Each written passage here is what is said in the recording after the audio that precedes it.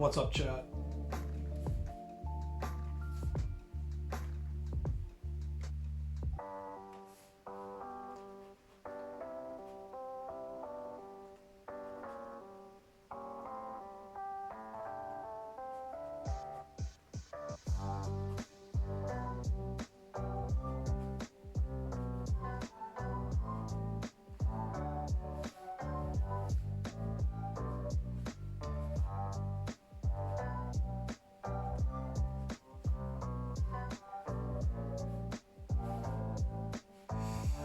What's up, legend? Currently my hemorrhoids are out of my body.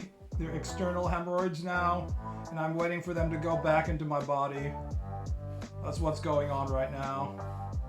I was planning on jogging, but I couldn't go jogging because my hemorrhoids were outside of my body right now. I used to go jogging without worrying about the status of my hemorrhoids, but I decided that that was probably unhealthy, so I stopped doing that.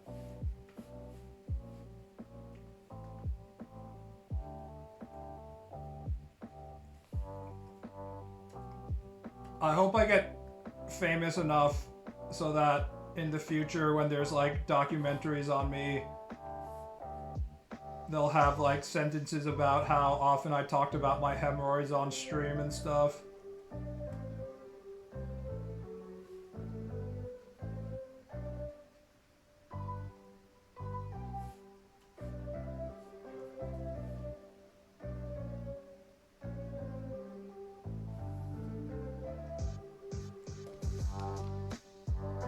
I don't know anything about hemorrhoids. Can they be fixed by surgery at least? They're a very common medical issue, so they can be fixed in many ways.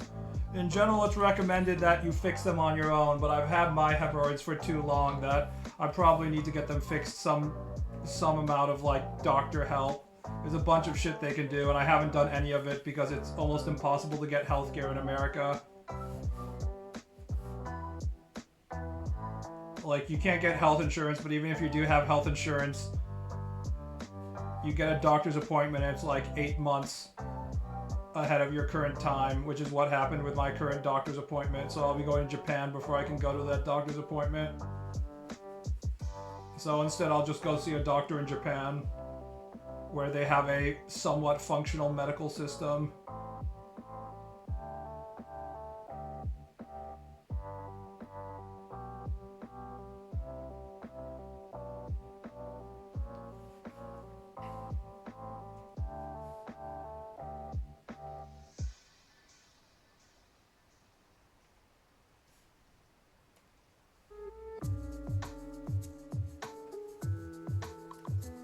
It won't be cheap, I assume. It's cheap if you're properly part of the Japanese socialized healthcare. And it's pretty cheap.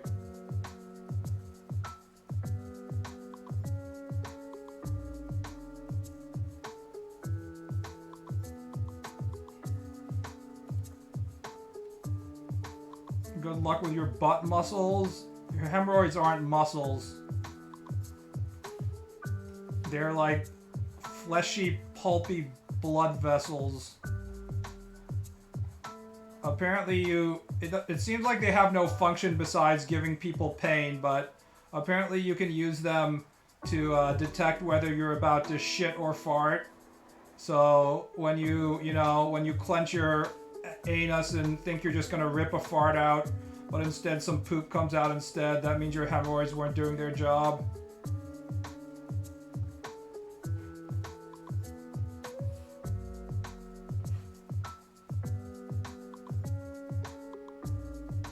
Don't they pay you when you have a baby or something like that? I don't know. I think there's some support money. They keep on trying to convince Japanese women to have more kids in more and more ways, but obviously that's not particularly relevant to someone like me.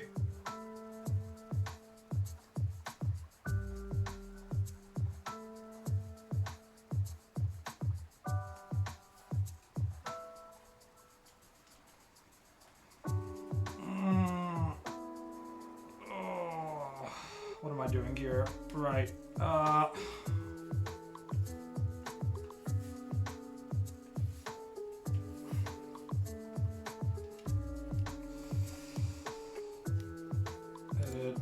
Change canvas side.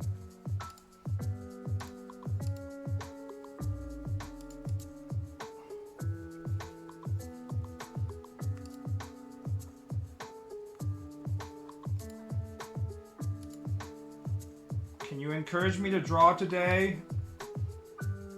You should draw while I'm streaming. What else are you going to be doing? I mean, I guess the answer is what are you going to be doing besides drawing? I remember when it was hard for me to draw because I wanted to play video games, and then magically somehow I stopped wanting to play video games, and I think it's because I've become a more mature professional human being that understands I have limited time on this planet and want to maximize my talents and leave something for future generations.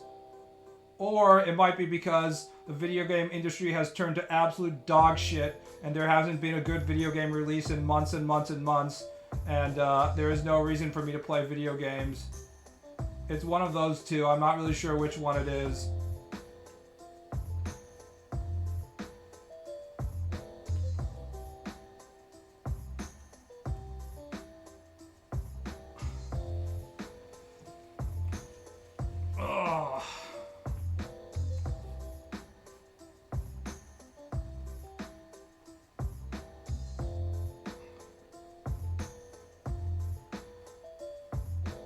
I like thinking about, this is like an actual serious answer. I like thinking about myself on my deathbed and actually thinking like, will I have any regrets on how I used the time I spent? And there's plenty of times in which I'm just like playing video games where I'm like, no regrets. This is the ultimate pleasure activity. This is awesome.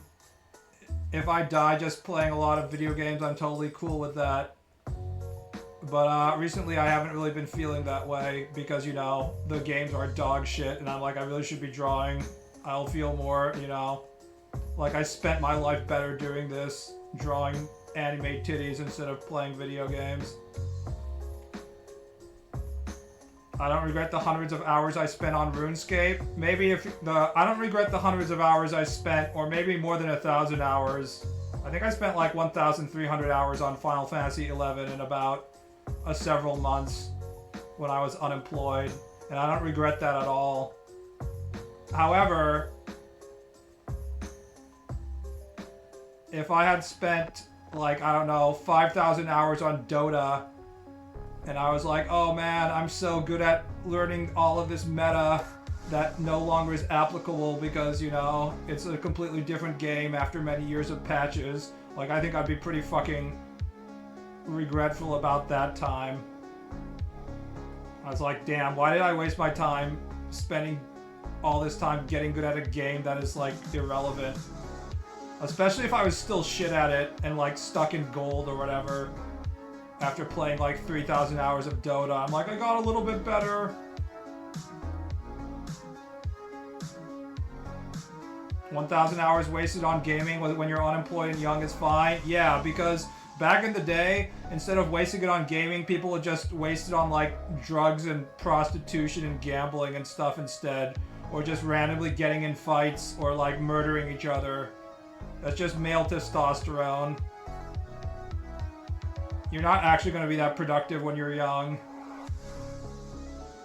You just have to try your best and like slowly start gaining a skill that you can actually activate when you're in your 30s and 40s, when your testosterone starts going down and you can actually like think clearly.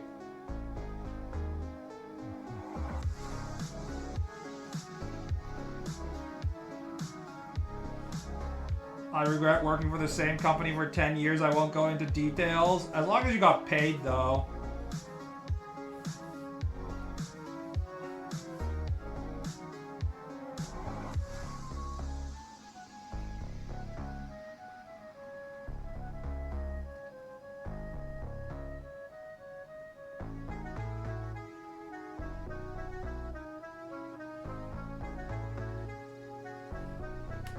Play Vagrant Story with a guide to get the groove, by the way. Yeah, I should play Vagrant Story, but I'm not gonna play any video games. As long as I don't feel like an overwhelming urge to play video games, I'm not gonna play video games.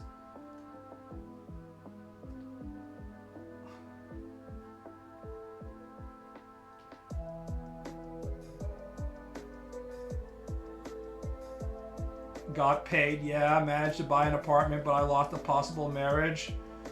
I love how all the world leaders are like, we have to do something about the birth rates. And it's like, also we need everybody to be working 50 hours, 60 hours, 70 hours a week. And we will pay them nothing. Why is nobody having children? What's wrong? It doesn't make any sense.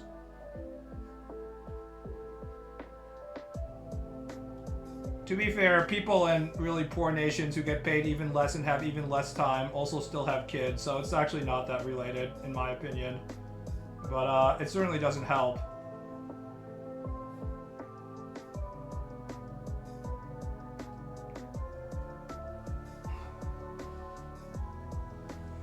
Can't just draft women into having children like they do with men in war. You kind of can, they just haven't tried yet.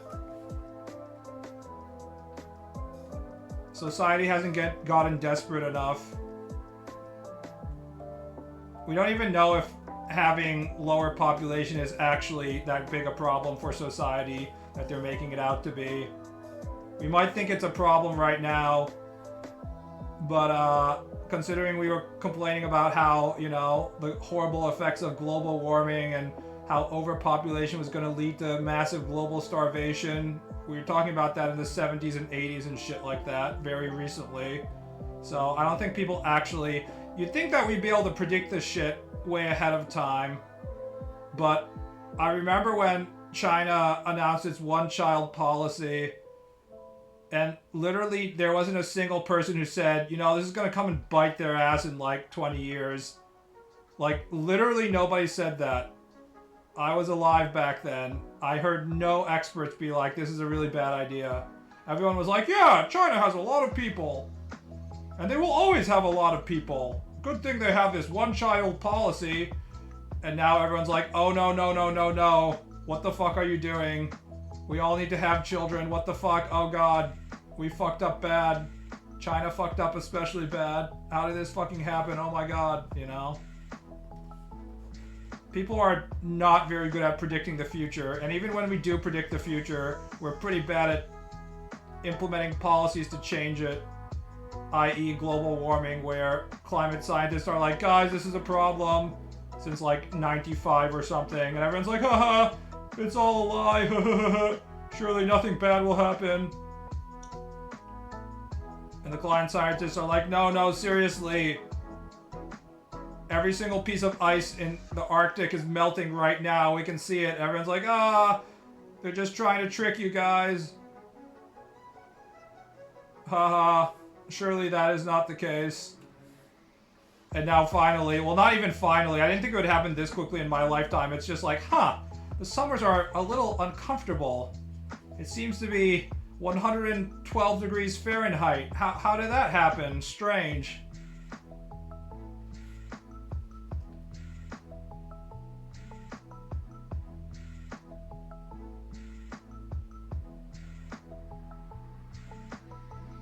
I'm not saying climate changes are not real, but nothing they said since the 60s came to pass. It's the atheist version of doomsday predictions.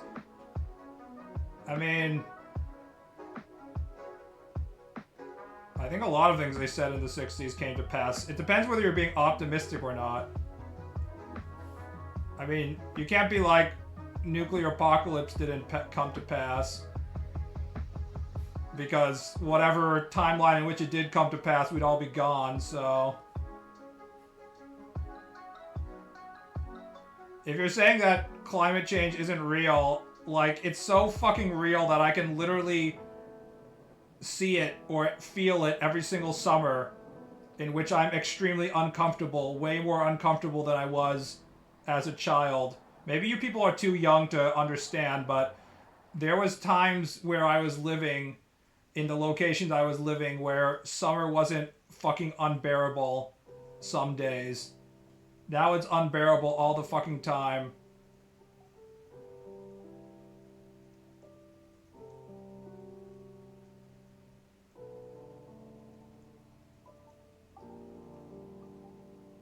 They are also increasing in other planets in the solar system, so it's unrelated to humans. Holy shit, people are in cope mode. Look, I don't want to be the Redditor guy who's like, oh my science. But this shit isn't that complicated.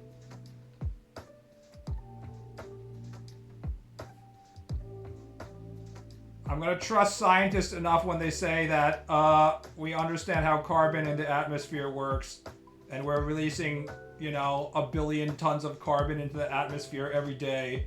I think they can figure that out.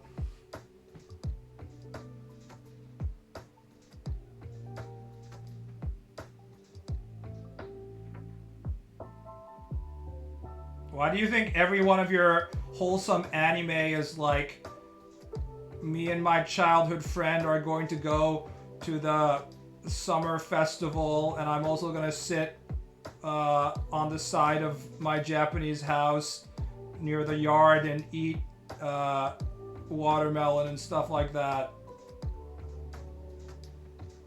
It's because Japanese summers weren't so fucking incredibly hot that if you went outside into a non-air conditioned space, you would immediately die back then.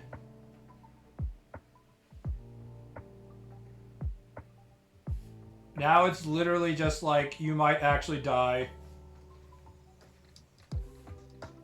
Like half the time. It's like 43 degrees Celsius or some shit like that.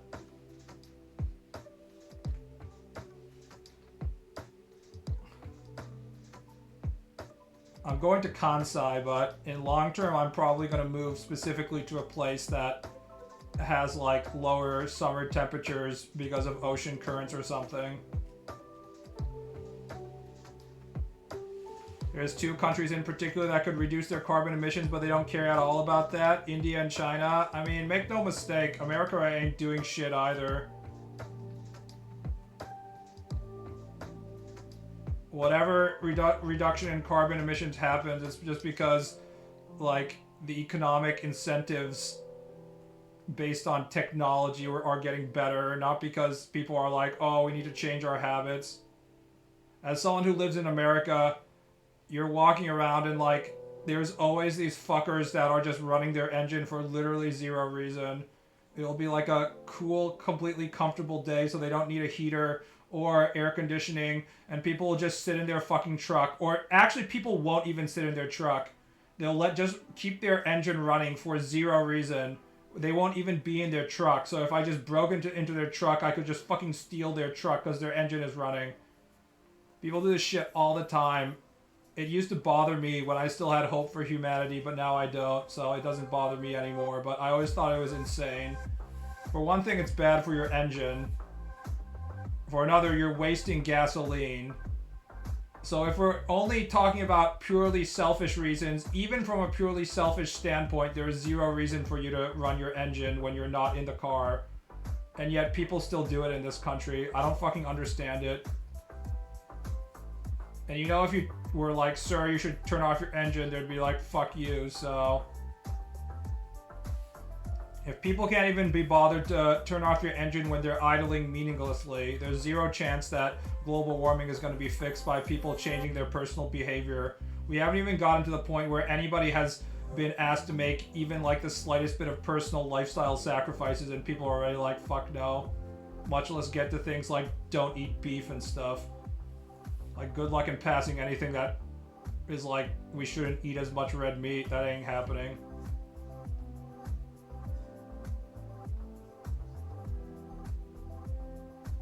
Grow up in New York, you do that to heat up the car so the snow melts off the windshield faster. I said on a fully cool day in which you don't need the heater or the air conditioning. Luckily that never happens anymore.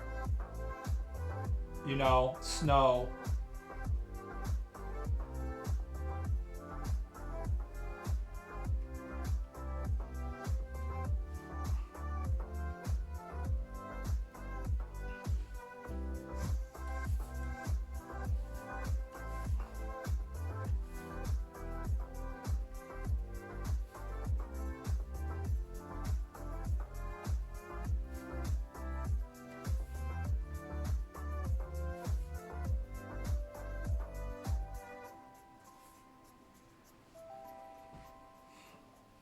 The problem is that to make a meaningful change, you would have to sacrifice basic infrastructure, global trade, including food. Minor things like lifestyle changes wouldn't cut it. You'd have to... Well, you won't have to sacrifice infrastructure. You'd have to build other infrastructure.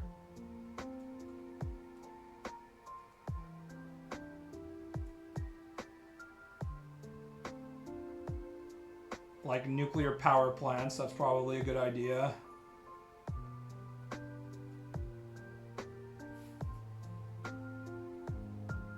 But yeah, it ain't happening.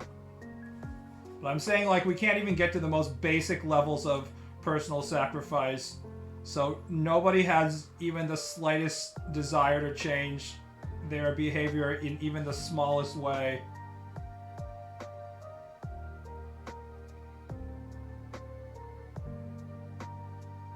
If you ever feel useless, think about those city workers in my village that are paid to water the plants during heavy rain. What, do you live in, like, China?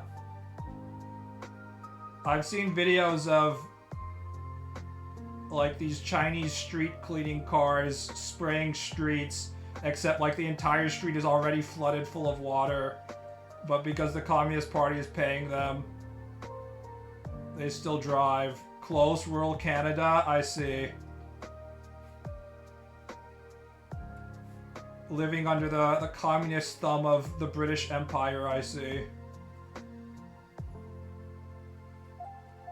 If the Queen says, you must water the plants, you must water the plants.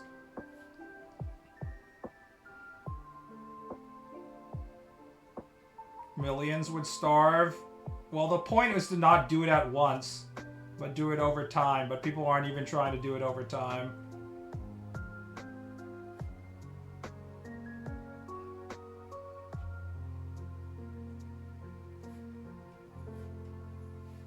I'm pretty sure that the unborn generation of children are gonna be like, why the fuck were people in the 2020s so fucking retarded? And we'll just be like, yeah, that's just the way the humans were. There's just a lot of things that's going right now in real time that I feel like is how we view people in 1910, where they were like, yes, and then they got the English rural factory workers, they came out to London, and then everybody worked 20 hours a day, and every day 5 children's arms were caught in conveyor belts and torn off because they couldn't figure out how to, or they didn't feel like they should build any kind of like protective covers in front of the exposed machinery. And you're like, haha, oh, that's so silly. People during the Industrial Revolutions were such silly billies. That's how it's gonna look like for the current generation to like kids in 2070 when they're living in like a heat stroke hell. They're gonna be like, why the fuck did nobody just like, you know, use nuclear power or something? And we're like, well, you know, coal workers are the heart and soul of America.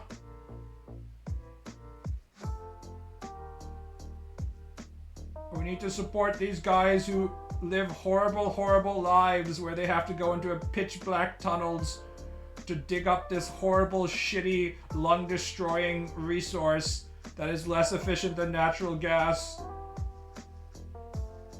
That's what our Republican politicians were elected for.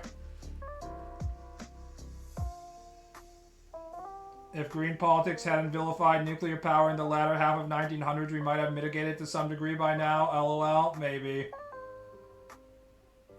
Let's not pretend that nuclear power isn't a huge problem, though, if there's, like, meltdowns and stuff.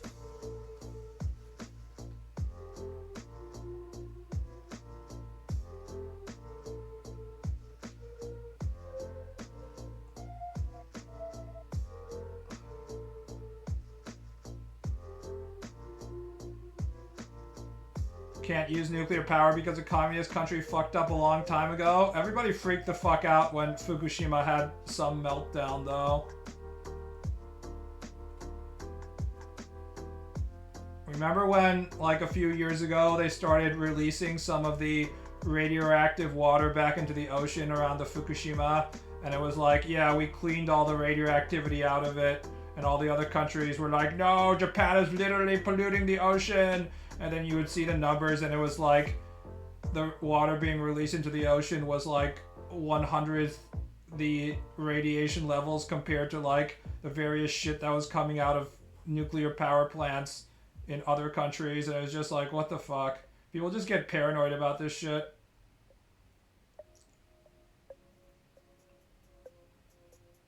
Next-gen reactors would have made meltdowns a non-issue, but research was cut decades before Fukushima. That's probably true. And even Fukushima was one out of like 100 or 200 nuclear reactors all over Japan. And it was the only one that suffered like any serious issues during one of the most massive earthquakes they had. So I would say that their anti-meltdown measures were pretty good most of the time. And yet it was enough for people to freak the fuck out, where they had to shut down basically every nuclear power plant in the country. And I think most of them are still shut down. They might have restarted a few, but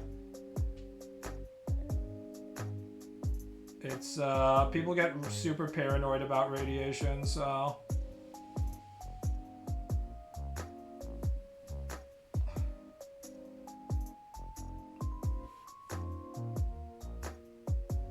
the good thing about vampire girlfriends, other than sucking you dry, is that if you want to be alone, all you need to do is go outside. Not if it's at night. Then she's gonna follow you and track you down. You're making it sound like you go outside when the sun is out, like a normal human being, but I'm pretty sure that most people in chat don't do that either, so they're trapped inside their, you know, goon cave with their vampire girlfriend. The worst fate of all. Forced to be in the same room as your sexy vampire girlfriend who keeps on sucking you. But if you want to escape her, you have to go outside into the sunlight. It sucks.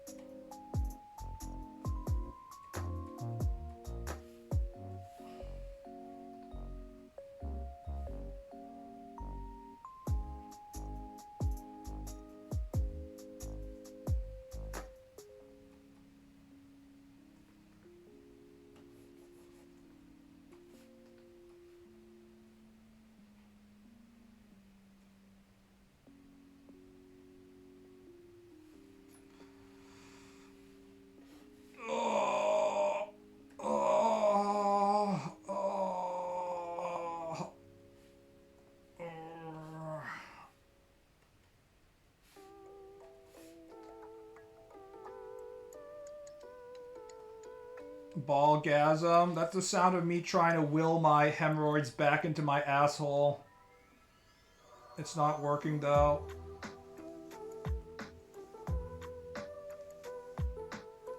They're more powerful than me.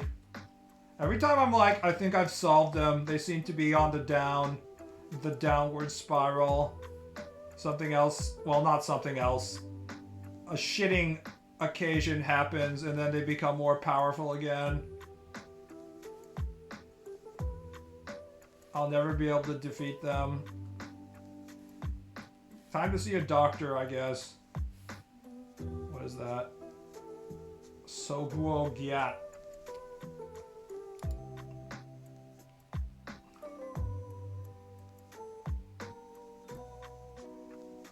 I can't even tell that it's an ass.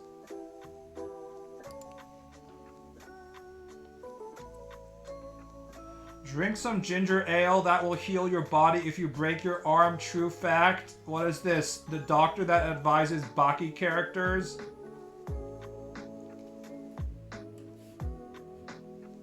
Next time it's gonna be like, oh, you have been poisoned by ancient Chinese martial art? Don't worry. You must drink the sugar water and you'll be fine.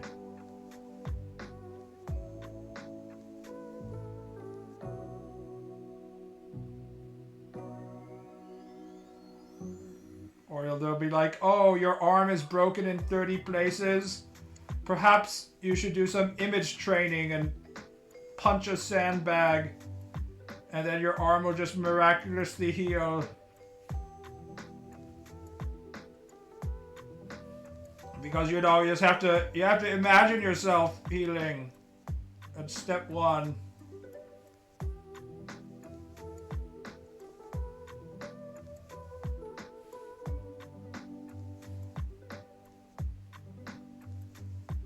What a thrill.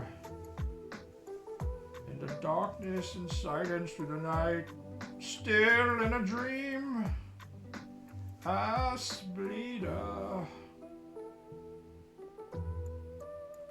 Got hit with some buckshot, eat a steak.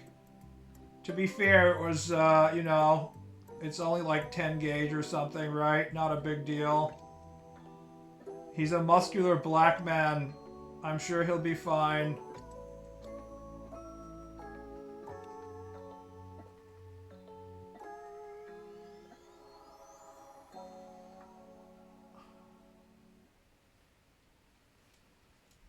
The reason that your butt doesn't stop bleeding because you don't believe in yourself enough? True. Or also maybe I haven't used enough steroids. I think that would be the jackhammer approach, is you just use steroids until your ass stops bleeding.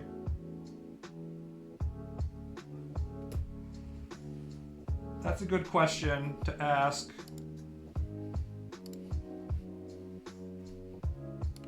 Hold on. Let's ask Grok.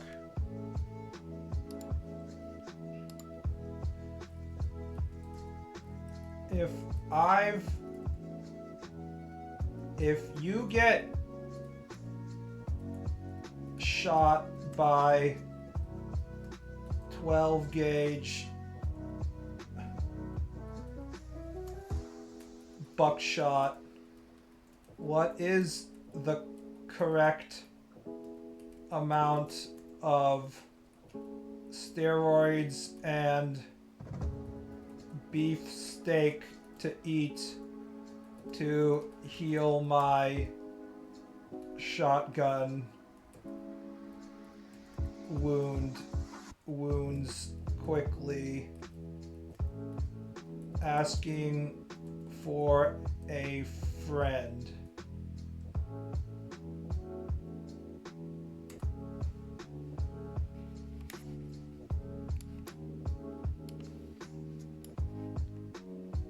Zero. Eating steroids, anabolic steroids like testosterone, trenbolone, etc., and massive amounts of steak will not magically close shotgun wounds. We need to keep on asking until they give us the correct answer. Stop bleeding, prevent infection, or regrow destroyed tissue faster than your body is capable of. Buckshot from a 12 gauge creates multiple large, deep, dirty wound channels full of wadding, clothing fragments, and often bone fragments. This is a surgical emergency, not a bro just run a gram of test and eat 10 pounds of ribeye situation. What actually happens if you try the meme route? You bleed out or go septic long before any extra protein and or androgens can help. What does Grok know, though? Grok doesn't have a body. I'm going to trust my medical specialists from Baki over this one. Oral injected anabolic steroids suppress immune function slightly. Force feeding steak while you have abdominal or chest hits just makes you vomit blood. Stop being such a pussy.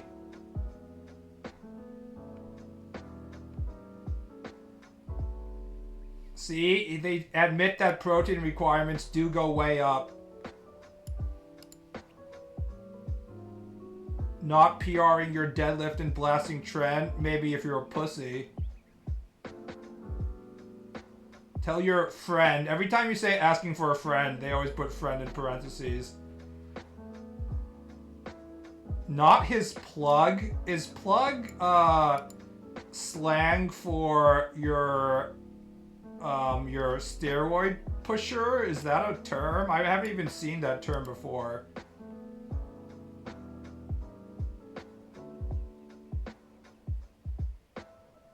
Grok isn't gonna make it? I know, right? Grok doesn't even have a body. He can't even have any gains. There's too many words for various drugs and various types of drug dealers as well.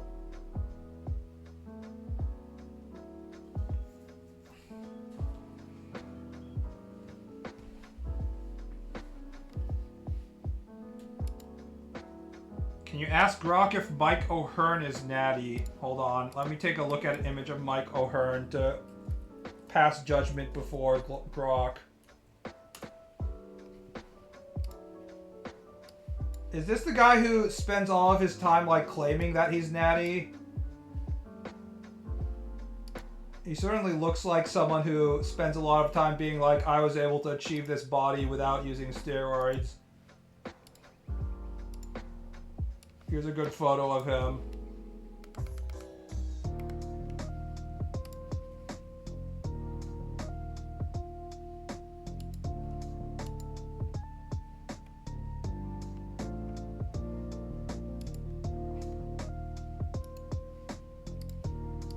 Honestly, I don't see anything about him that would suggest he might be using steroids.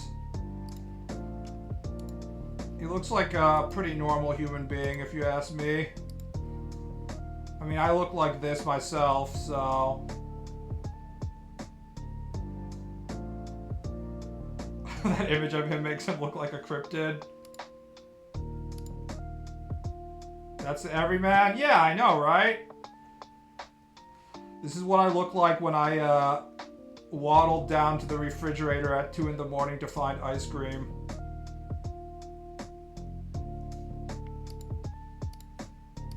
I like how they have to take photos of themselves with like females to remind people that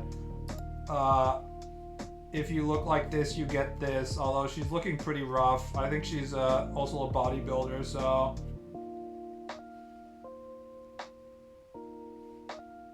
This is what people who pick Human Fighter look like? Yeah, me too. I also pick Human Fighter. And I also look like that. And the profile I make is a white male. Oh, he's a former American gladiator, no wonder. Mike O'Hearn falls off stage. He must have took too many diuretics. He was probably like passing out because he has like 0 fluids in his body right now. My dream is to one day become Aniki Harrington or Dark Faceless Muscle Man. That used to be my dream, but now I'm more in the zone of becoming like the overweight Japanese bald salary man who also is faceless and is just like minding his business coming home from his job, and then he gets ambushed in a dark alley by a bunch of big titty gyarus who are like, hey, Oji-san, you want to buy me and have sex? And you're like, what are you talking about, young lady? That's illegal. And she's like, it's only 10,000 yen, tee-hee. And she's like, no, and you're like, no, don't suck my penis, ah! That's my goal now.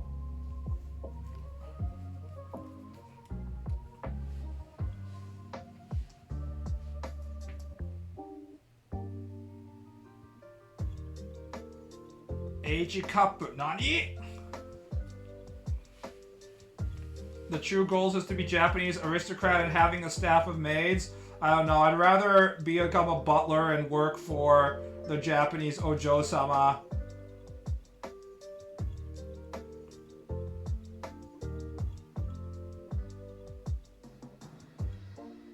You keep repeating this fantasy. I hope you find yours one day. I don't repeat my fantasies. I have a wide variety of fantasies. Now that I'm becoming old and disgusting, I feel like I should really step into the nasty Oji-san trope. By the way, you want to know where those fucking tropes come from?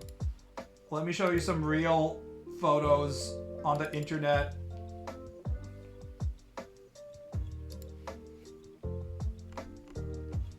Look at this cute girl with their anime avatar of her. Noapi, happy 16th birthday.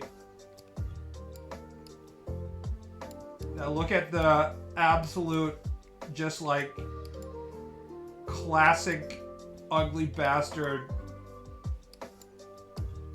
It's just like a choose your fighter gallery of ugly bastards. Not a single one of them younger than like 45. This one especially is interesting. He fucking is rocking a Resent. This guy's making some weird gang hand sign. Here we have a fat, ugly bastard. He looks slightly younger. But here's like the typical, I'm losing my hair. This guy is also heavily losing his hair, but he's trying to maintain it.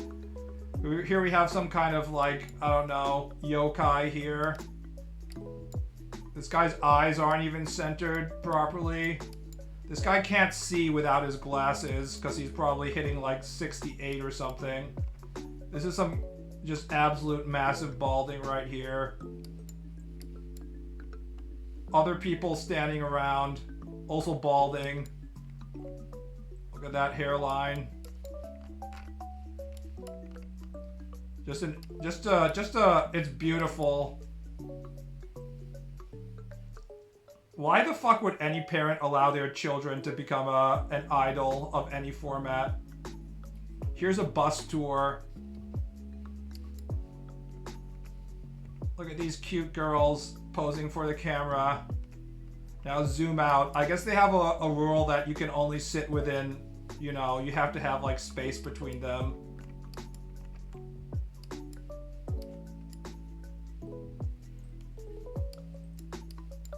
Again, not a single man in here that's younger than like 40, basically.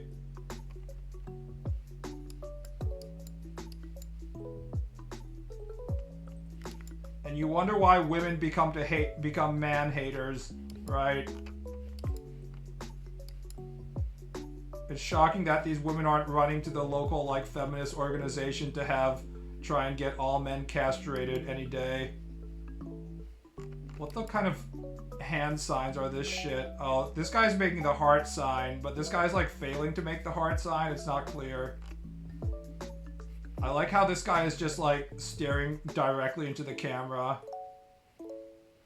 Only God knows what he's thinking in his face.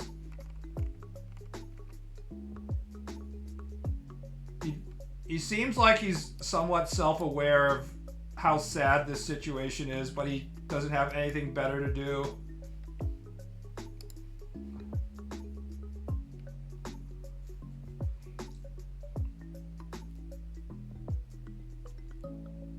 Somewhat unrelated, not really breaking news, Ukrainian wins sumo. Unfortunately, it's completely unrelated because the Ukrainian, while he is fat, he's not particularly ugly. And there's a lot of women who want to have his children, so... I was looking up the wives of all these sumo wrestlers, and despite what my first impression was, most of them tend to get wives from their native countries.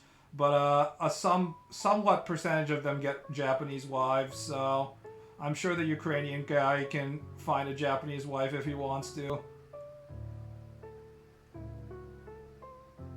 It's kind of wild how all those men in those pics were Osans. Yeah. This has been pointed out by a lot of people in the Japanese internets that whenever you take photos of these idol things, it's always Osan. There's no young people. Young people don't participate in this, and it's not clear why. That just makes sense, to be honest. I guess? But you could be like a young person and also be like, I want to chase after idols or something. I don't know. It doesn't have to be ugly bastards from beginning to end.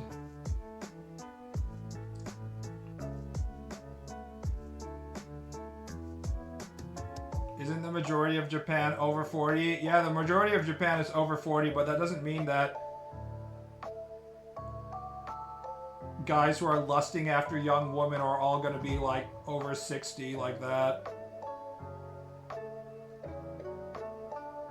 Those tours probably cost a lot, I guess.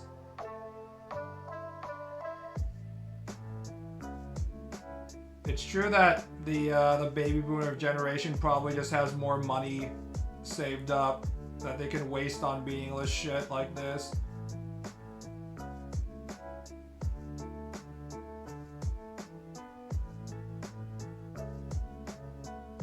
If I was ugly bastard, I will pay for Joshi Kosei business. Dun, dun, dun, dun, dun, dun, dun, dun. I wouldn't buy any women for prostitution in Japan right now. The chance of getting STD is very high. There's too many people who are like, I will also buy female for prostitution.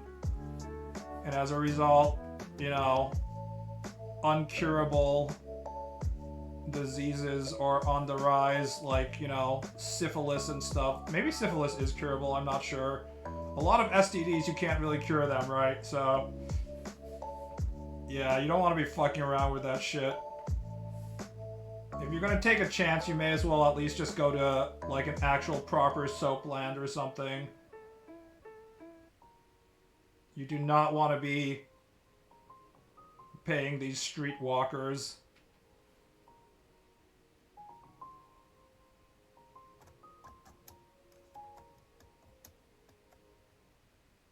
BB speaking solemnly from experience. I would definitely not know. That's the point. No amount of pleasure I experience from dealing with a random prostitute will be worth whatever many years of dealing with, like, chlamydia or shit if I get an STD from them.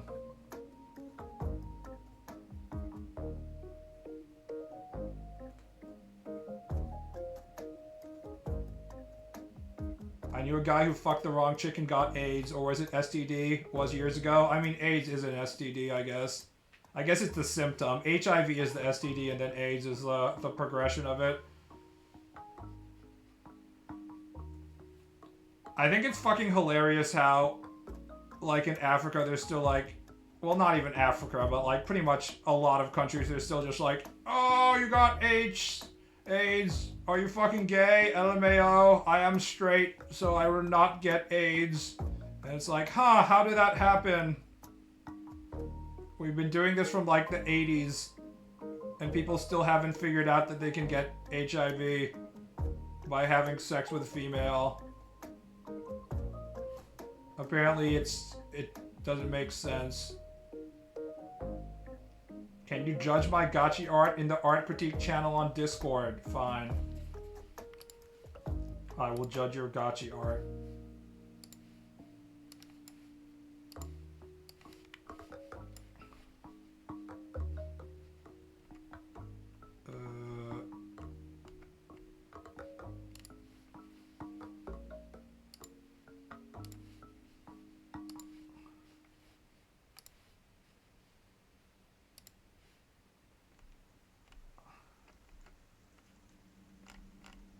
I haven't looked at this since 2024. Jesus Christ.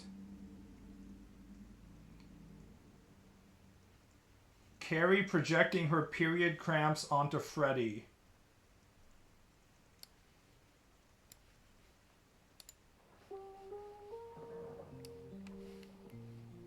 I don't think this is what you're talking about. Post your own pieces here. That's too good to be a piece. Decent.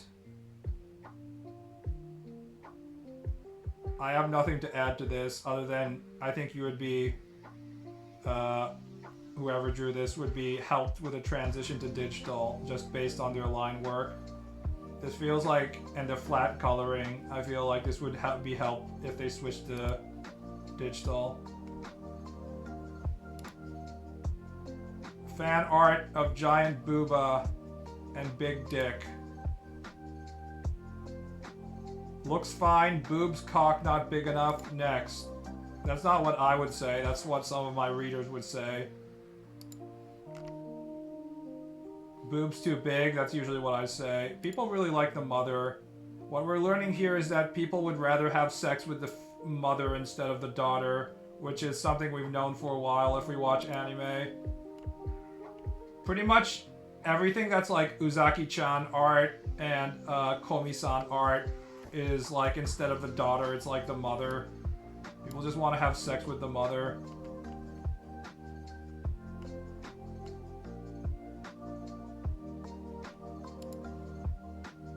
Okay, this is incorrect leg foreshortening. As someone who has difficulty with foreshortening, this is definitely incorrect. This is way too thick. I think this is someone's thick leg fetishes being too powerful and it's messing with their anatomy. This isn't even your own art. Big Aniki is watching you. 1026. Van Dark Elf Home. Notice us, BB Senpai. It's okay. You need to draw more gay men to get better at drawing gay men. This is a case in which you should probably draw the boobs bigger, and by boobs I mean the pectoral muscles.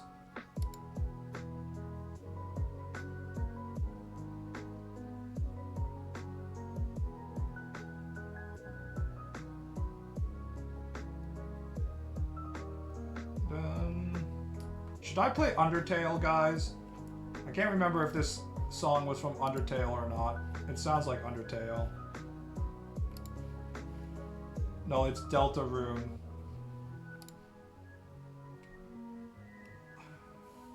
Sure? How many of you have actually played Undertale or Deltarune? Do it on stream. No. Well, maybe I should do it on stream. Will you make some art based on Undertale? I think I already have. I think I've drawn Undyne once. Play Silk Song? No. I played a little bit of Hollow Knight and I didn't really feel it. My #1 interest in video games is the art quality, and I don't like the art of Hollow Knight. I know people will be like, what? How could you say that? But I don't. The way they use textures and stuff, it triggers the, what do you call it? Trachophobia, the fear of holes and stuff in my body. And I can play it, but I'm not enjoying it. Combine that with the fact that I don't like Metroidvanias, I don't think I would ever, you know, actually complete it, so I'm not going to play Silk Song or Hollow Knight. I have literally never completed a Metroidvania in my life. No, actually I think I did one. It was called Crevice, maybe? Chasm. I think it was Chasm. For some reason I got a sudden urge to play a Metroidvania, and I bought it for like $5, and it was like rated 7 out of 10, and I beat it in like a day and a half. And that was fine. But I've never played like any of the highly recommended Metroidvanias and completed them. They just don't give me whatever emotional satisfaction I need.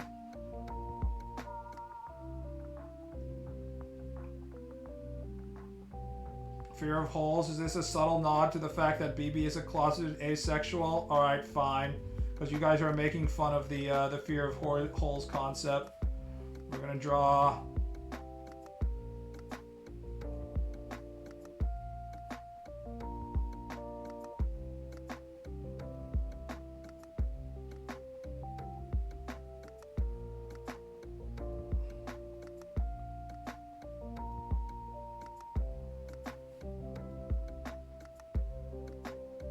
Definitely nothing suspicious about this. Perfectly fine. Look at this cute girl that just has the only thing that's wrong with her is she has just a few holes in her face. Besides that, she's doing fine.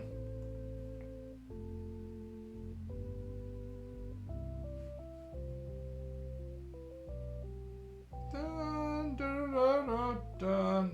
I mean, the holes and the zits, they're all like the same for, what do you call it, the something phobia. Apparently they remind people of like insects and shit. Stuff that was dangerous to us. back in the day. My mind is too fucked up. I think this looks cool. You've been on the internet for too long. It's time to get off.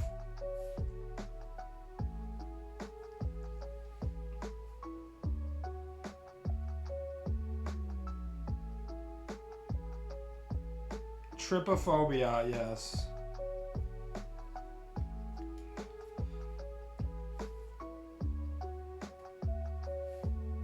That's the term.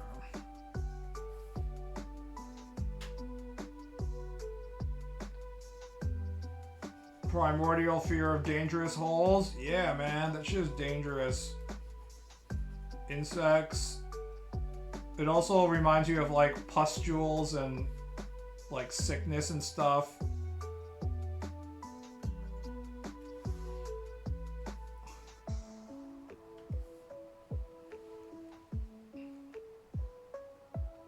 Bug fuckers are built different. Yeah, but the bug fuckers don't want to have sex with like a million roaches or whatever. They want to have sex with like a large insect. They don't want to be like, oh, look at that hive full of 10 million baby spiders. I'd sure want to stick my penis in there. It will feel so good when all the insects are stinging my cock and crawling up my pee hole. Ah, that feels so good. Yay. Nobody's saying that. The bug fuckers are like, look at this giant insect. Isn't it cool?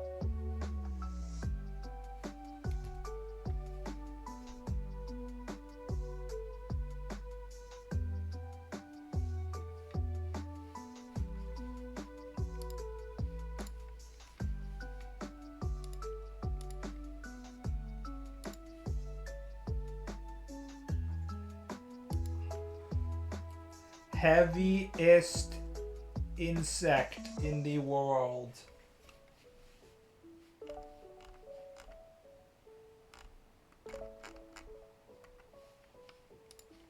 This is the largest and heaviest Look, insect guys. in the world, the giant weta. This insect weighs up to 71 grams and measures up to 10 centimeters without counting its long antennae or its powerful Would you legs, fuck this being the thing? largest insect documented in history and surpassing in weight and size a small bird, such as a Small sparrow. bird. But don't be scared. These guys are total herbivores, munching on leaves and flowers. Haha, what if you They're kind did of that like to the your chill cock? giants of the insect world. That would be They so prefer to avoid awkward. conflict and would rather scurry away and hide than fight. These insects play an ecological role similar to that of rodents in nature, preying on small, dead, or diseased insects. During the day, the weta hides in the holes made by the beetles, which it enlarges with its powerful jaws, while at night, it Oh hunts no, its what prey if it or used those forages powerful on prey. jaws to This bite is my the penis? largest and heaviest insect in the world, the giant weta. This That would be insect- horrible. Giant stick. Holy shit, that thing. Look at that thing go. Holy fuck, it's huge. It's longer than my penis. I wonder what's going through this thing's mind. It's like, light. Ah!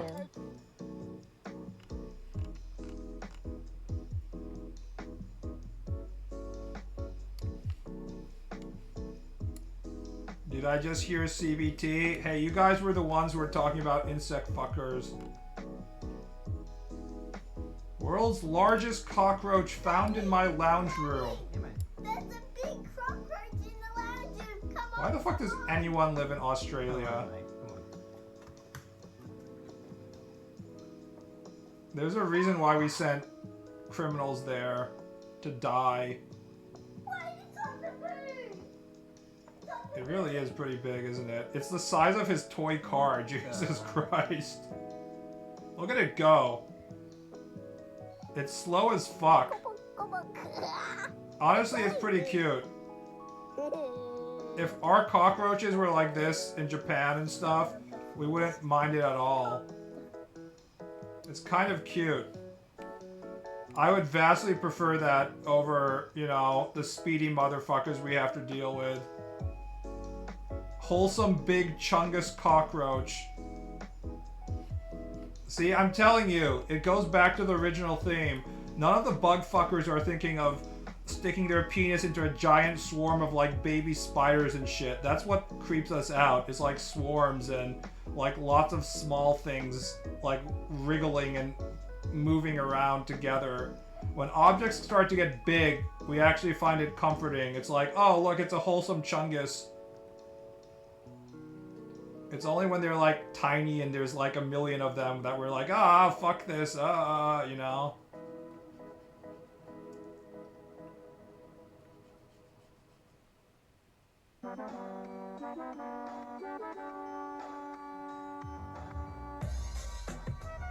If I took biology 2, I would have dissected a cat. Actual serial killer behavior. It's okay, guys, it's for science.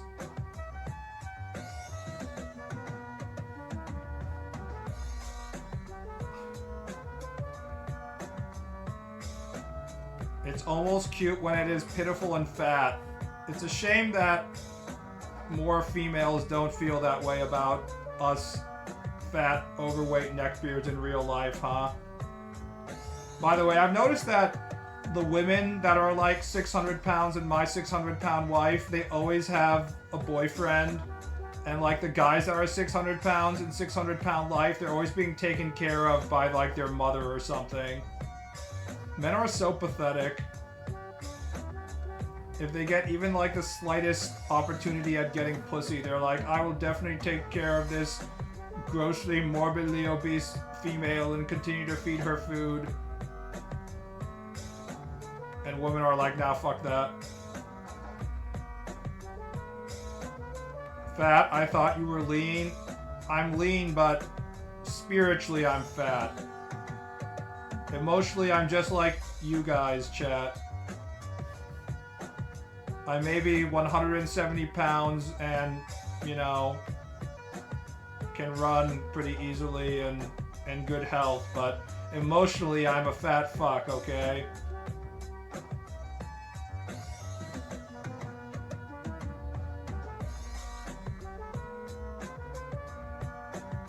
You're my favorite NEET? Exactly. Even if I'm getting paid and working 10 hours a day, emotionally I will always be an unemployed hikikomori NEET. Pissing in bottles. No one can stop me. 170, bro? Not fair. I mean, it's the Asian genes. I didn't even have to ever go on any diet until I started to get like over 35, and then I was like, oh, I'm finally getting fat. But Asian people, they do not get fat very easily. I'll tell you, here's my pro tip if you're trying to lose weight. Like, just don't have sugary stuff in your house. That's what I did, is I always had like Oreos and stuff in the house, and I was just like, oh, I'll just eat a few Oreos. I was just like, okay, I'm just not gonna buy it. Like, it's not like I'm gonna stop eating sugar altogether.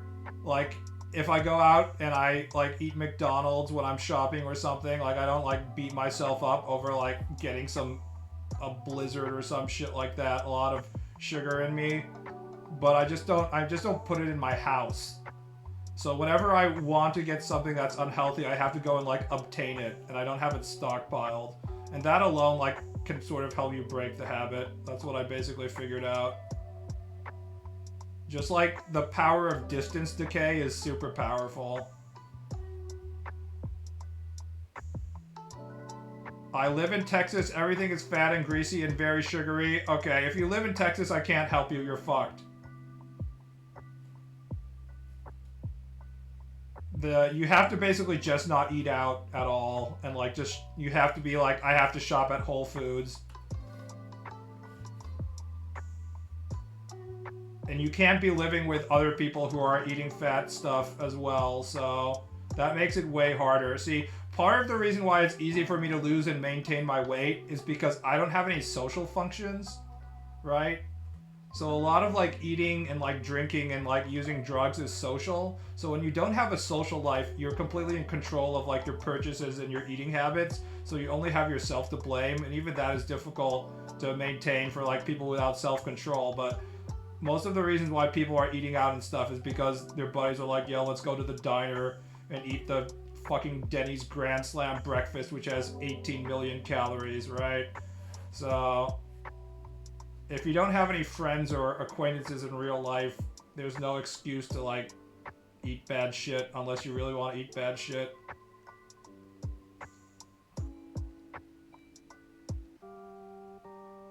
In Texas, it's barbecue, deep fried, or sweet.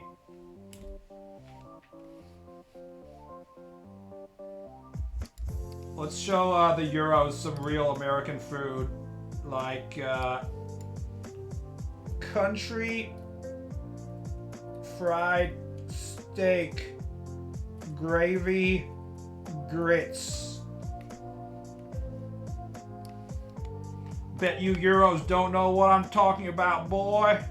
Cartier Brown's country fried steak with gravy. I am making a meal fit for kings. Are we sure we have enough meat there? All right, boys, let's put some extra sauce on that one.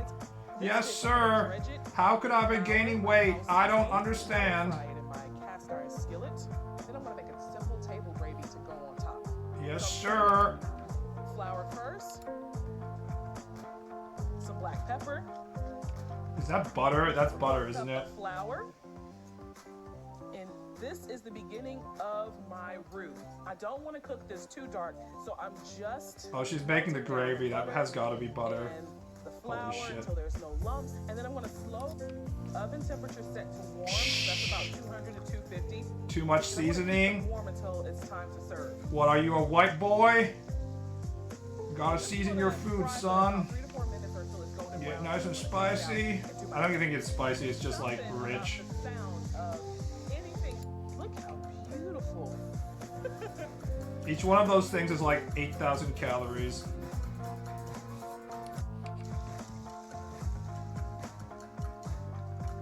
She's like the average. See, by American standards, you have to understand that this woman is like not overweight by American standards. She's like normal size.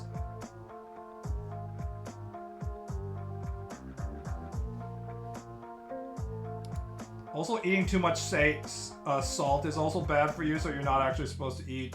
Look at that shit, man. It's like, what if we ate beef, which is already bad for us, but what if we deep fried it and then doused it in cum? And then you eat that with like mashed potatoes and like a biscuit. At least they have some collard greens or something.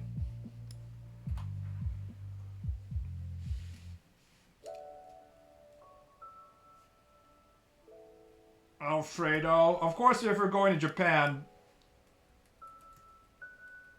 there are worse things to eat than even American food in Japan.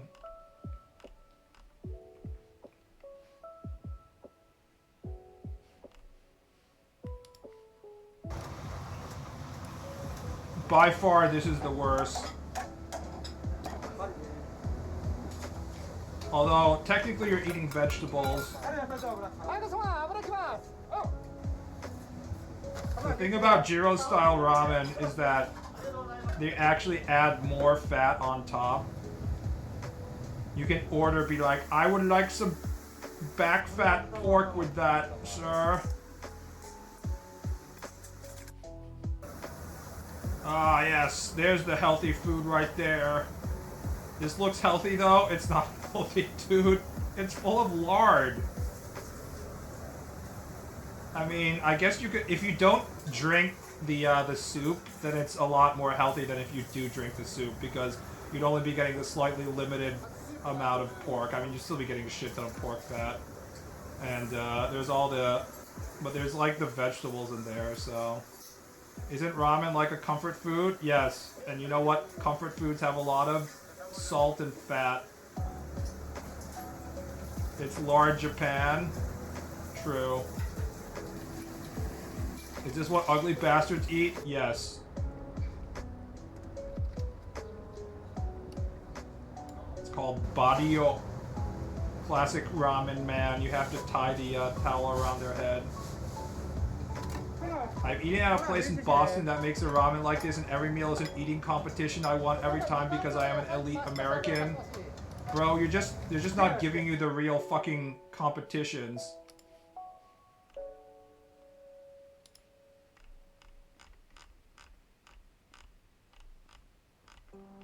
You're being absolutely coddled. The real Japanese eating competitions. Where the fuck is it? When you have too many things you're following, it's almost impossible to actually find shit.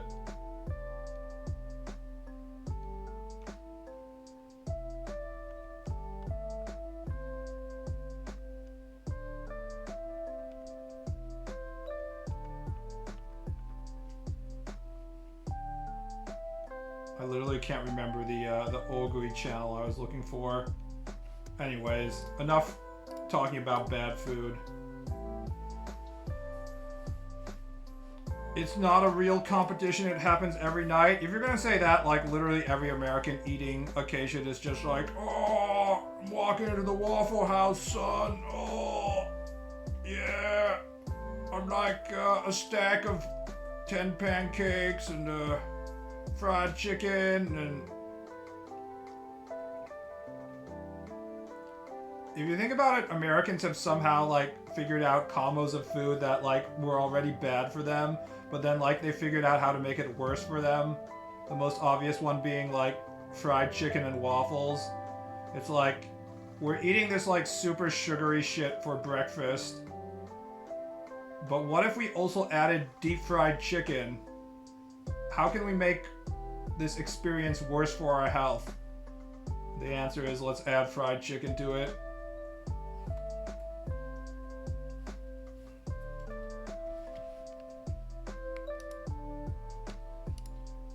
Can't argue with that, boner.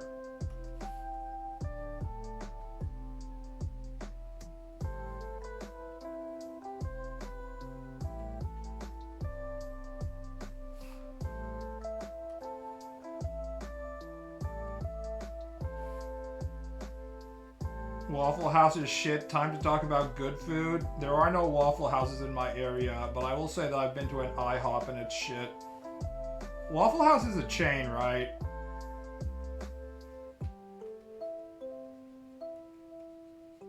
I assume that there aren't any good chains in America. It's weird how good the chains are in Japan. Like, even Denny's Japan is good. It's actually kind of bizarre. IHOP is really bad. IHOP is so ass. It truly is. And they give you these big ass plates, so when the food actually comes out, like, it's not enough that the food isn't good, it's also like not much food either. Like, you can't, they're not even going like in the direction of we're gonna give you shitty food, but we're gonna give you a lot of it. It's like, nah, the food is gonna be shitty, and it's not, the IHOP isn't even open at Waffle House hours, right? So I really don't understand why anyone would go to IHOP.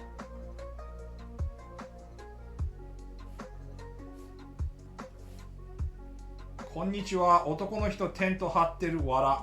Yes. これはアメリカのミームですね。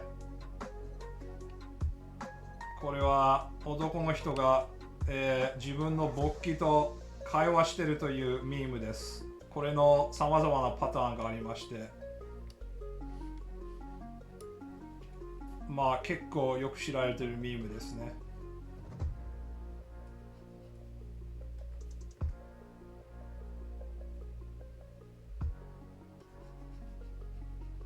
Ohio, shut the fuck up, Mango. No one wants to hear your shitty Japanese. God, growing up in the 90s, I would get so many things where people are like, I know how to say hello in Japanese. It's Ohio. Yes, Ohio Keikona. Thank you, Constrictor. You're right on time. I actually got that shit in elementary school all the time. Ohio. Konnichiwa.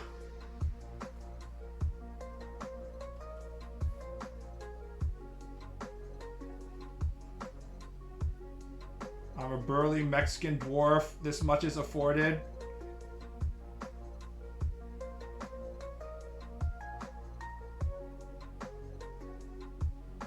There are definitely some burly Mexican dwarfs at my local gym.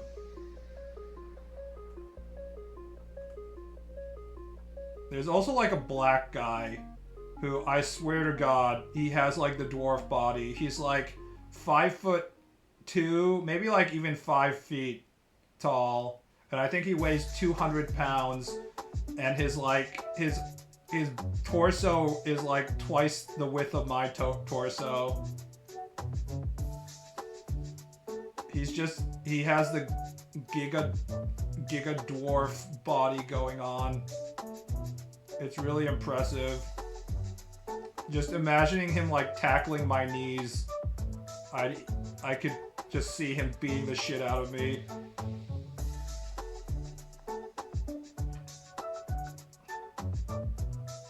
Now it's your turn to be America Gene in Japan. True. Oh, watashi Nihon daisuki desu ne.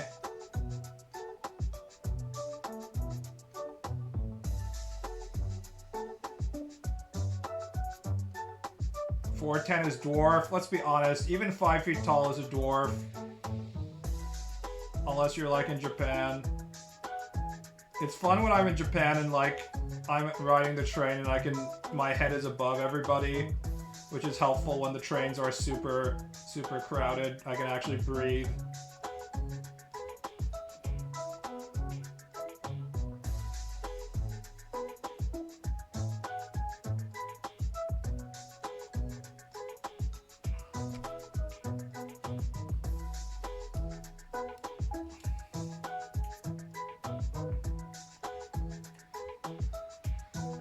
Do Japanese people make fun of stock English phrases in the American accent?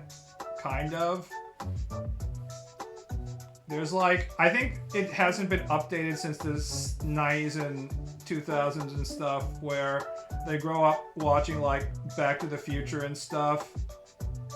That's why my art went viral, because everyone has seen the like... They often make fun of the way that the gaijin speak in these Yodora Western dramas that are dubbed into Japanese, where they're like, haha, hey, Bill, yesterday I came home and I saw Stephanie and she was having sex. And there's like some American black joke or some shit. I don't know. I can't do the American black joke Japanese version off the top of my head while I'm trying to draw, but the Americans, when they speak in Japanese, they say something something sa. Stephanie wa ore no kanojo sa. Did you draw the background or is it a manipulated photo? I drew the background, but I had references, so... I mean, as long as I have a reference and I'm not having to, like, mess with angles and stuff, it's pretty easy for me to just look at, like, a photo like this. Well, not a photo, right? But, you know, artwork and be like, okay, it looks like this. And the reason why it looks better than it actually is because I use crayon. So when you draw things in gray instead of having solid lines, it's much easier to make like objects look better, because our eyes train to look at these gray outlines and stuff, and like the fuzziness contributes to just the general feeling of professionalism, when actually it's much easier to draw that way. So line art is hard.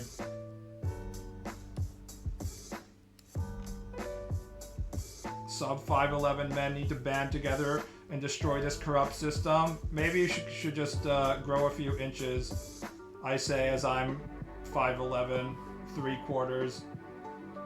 It's okay. If I go to metric system, I'm above 180, so I'm above the tall threshold. In America, I will always be a manlet, sadly.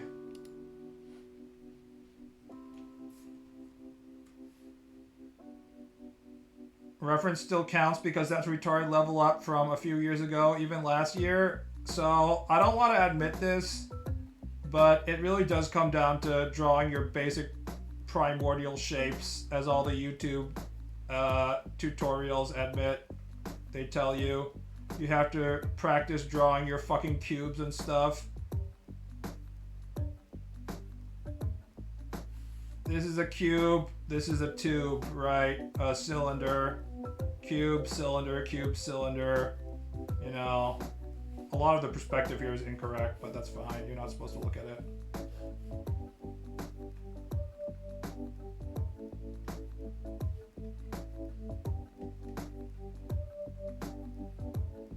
People still cry you about using reference 2. It's crazy. Kim Jong-gi has done irreparable damage on what people expect out of artists. They're just like, you must memorize everything and it has to come out magically from your mind. It's like, nah, everyone's looking at references.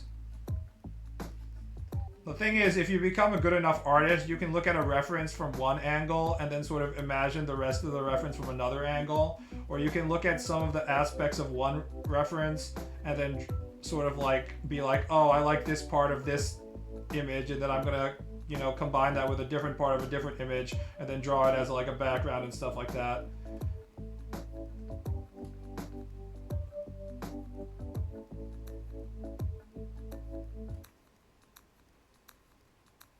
You can be like, I see this cyberpunk castle from this angle, and I see it has all these tubes and pipes. I can just draw it from another angle and so on.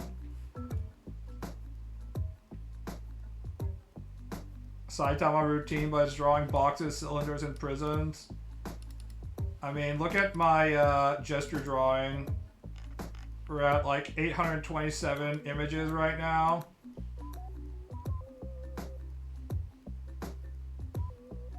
I'm just straight up doing the fucking draw a box shit that I was like, this is so stupid, but I'm still doing it. Doing freehand, trying to visualize the space, make sure I have my internal three-dimensional space properly set up. Get ready to bisect the figure at different angles, you know. Here's your eye line. And then I'm like, okay, gotta practice drawing the fucking cylinders. Let's make them into, you know, nuclear power plants. Let's do the volume of the smoke, that type of shit. And then as a result, we look at some of the more recent figure forms and stuff. Look at like how strong a general feel I have for volumes. That's one of the advices I can give. In the past few months I've been working. I started doing this stuff during when I was doing chapter 4, I think, of the manga. So I've only been doing this for like 5 months now. Let's see, what's the date of the first one here? Okay, now I've been doing it since March. So we're approaching, you know, almost 7 months, 8 months, 9 months. So I've been doing it for a while now.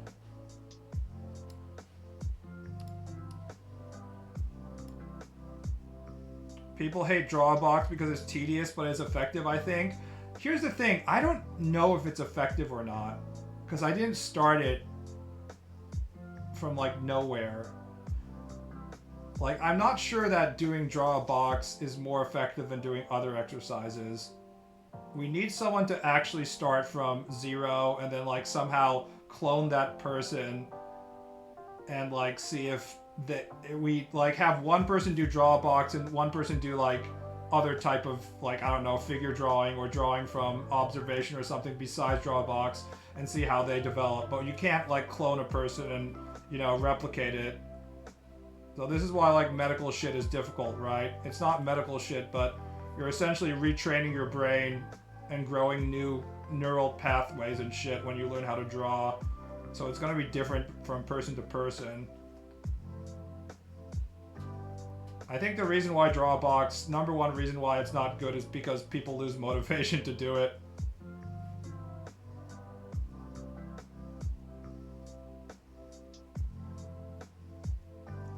Isn't Drawbox frowned upon because it's recommended heavily to beginners and they sort of view it as something they need to get past before they can begin drawing what they want? Yeah. If you're like a total beginner, you shouldn't probably be doing Drawbox. I think you can only do Drawbox effectively when you can already visualize space to some degree, and then maybe it strengthens it, but I don't know if you can go from like 0 to 1 in terms of like feeling the form, the three-dimensional form, just by doing Drawbox. I'm not really sure about that. My version of Drawbox is just drawing vulvas all day. I mean...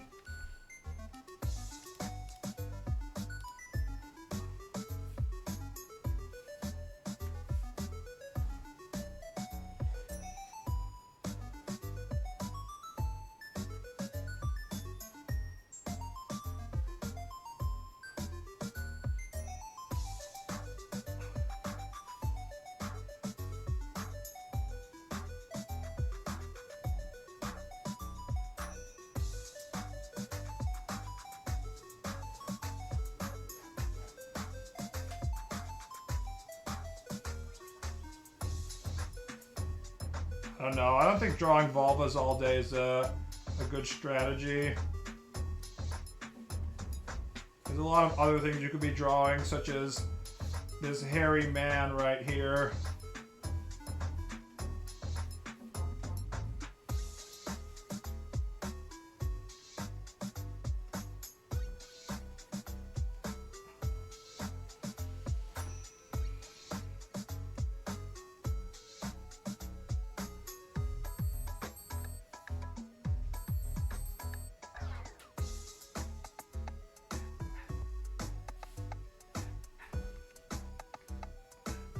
I wonder if we can get... Have you guys been used the new Neo Banana Pro that I was talking about in last stream? Have you guys tried getting it to do like sexo stuff?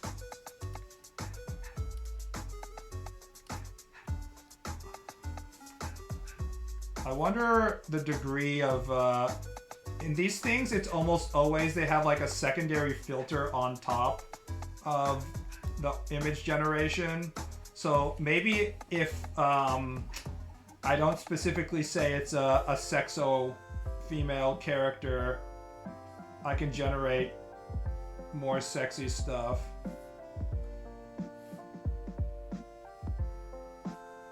Let's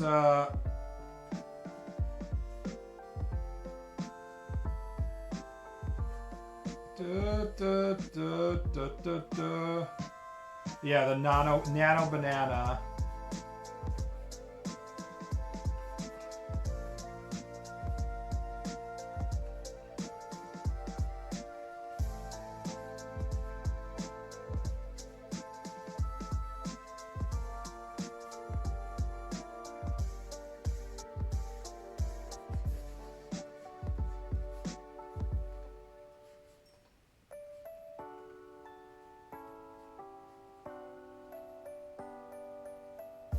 I'm already drawing too much. The whole point of using AI is to not have to draw so much.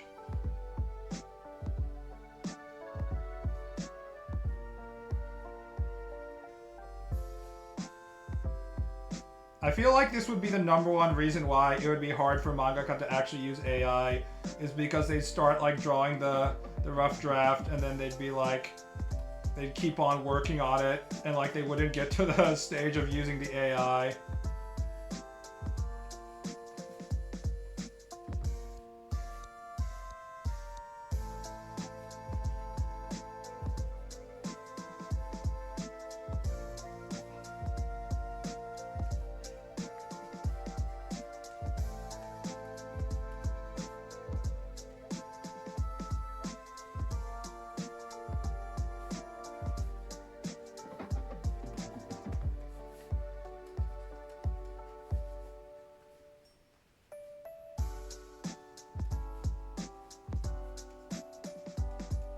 Put in these like lines that suggest sexo content, like this would be like an exposed thong strap. All right. let's have her holding an AR.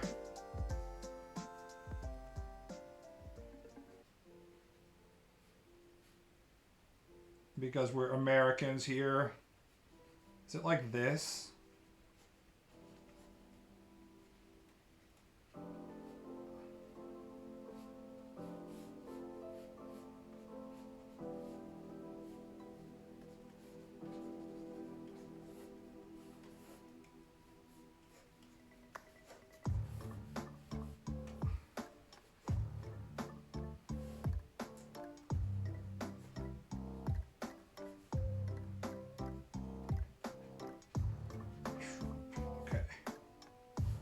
Just give her a MAGA hat.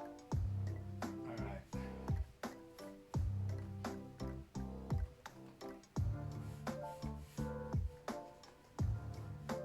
Alright. File, save. MAGA woman sketch.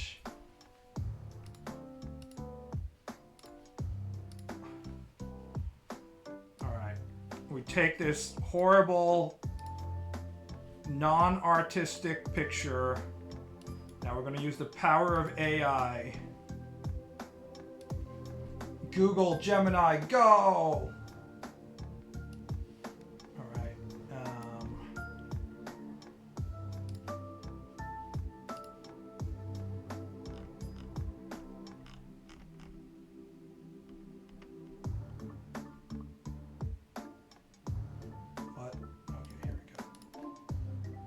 Get better wallpaper? No, I will not.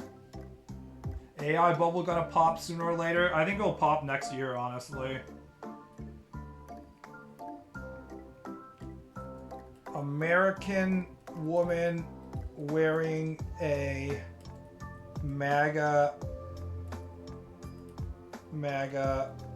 baseball hat, reclining on a wooden bench. Let's say a blonde American while smoking a cig, wearing tank top and jean cutoffs,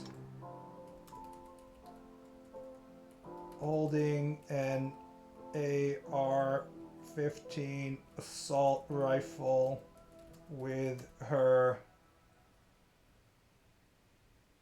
right, or with her other hand, I don't know. Her legs are crossed and she has a disinterested expression.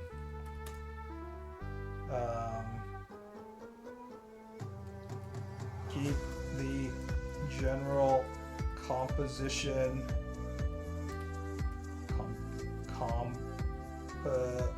composition and convert to finished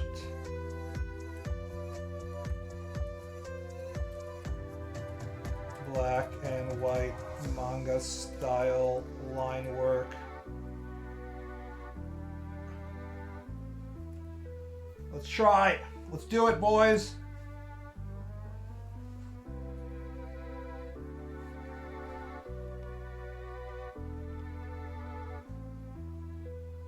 Feed the AI.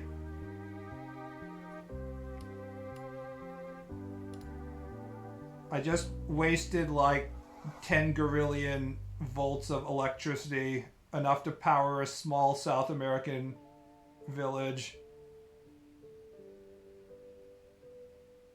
What kind of name is Nano Banana Pro? I have no idea. Not bad, see? Except the leg is fucked up. And that's because my original composition was fucked up. It tried to keep too much of the composition. That's my fault, honestly. It doesn't understand anatomy, so because the leg is fucked up, the other leg is fucked up as well.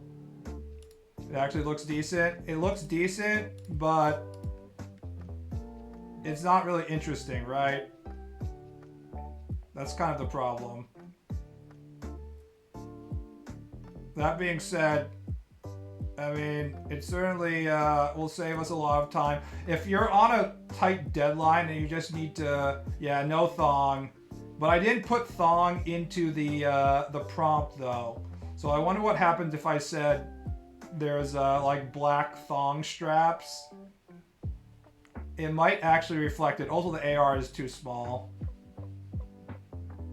But AI had a lot of difficulty with doing straight lines, especially for stuff like guns, and it seems to have mostly fixed that. I love how it so accurately rendered the AR-15. I mean, they have a shit ton of sideways shots of ARs. You fed the AI. I will continue to feed the AI. Gets fuzzy near the face. I mean, she has a disinterested expression.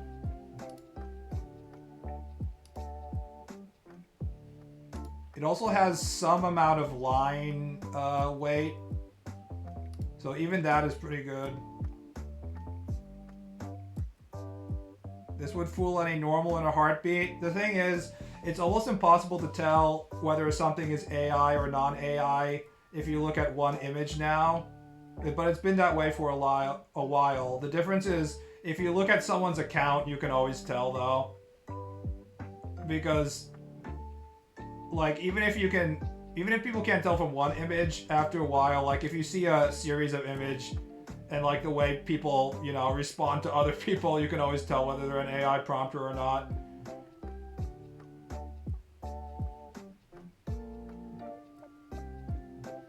The hip leb buttock is noodly. Well, that's if I say, let's see, let's ask if, all right.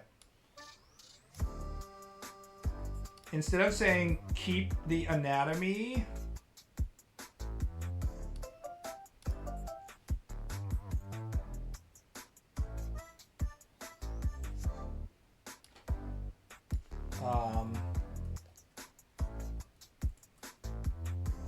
correct anatomy mistakes.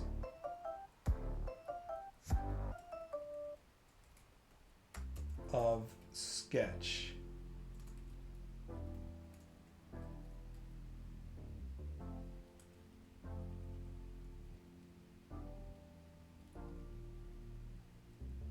With black straps of her underwear visible outside her jeans.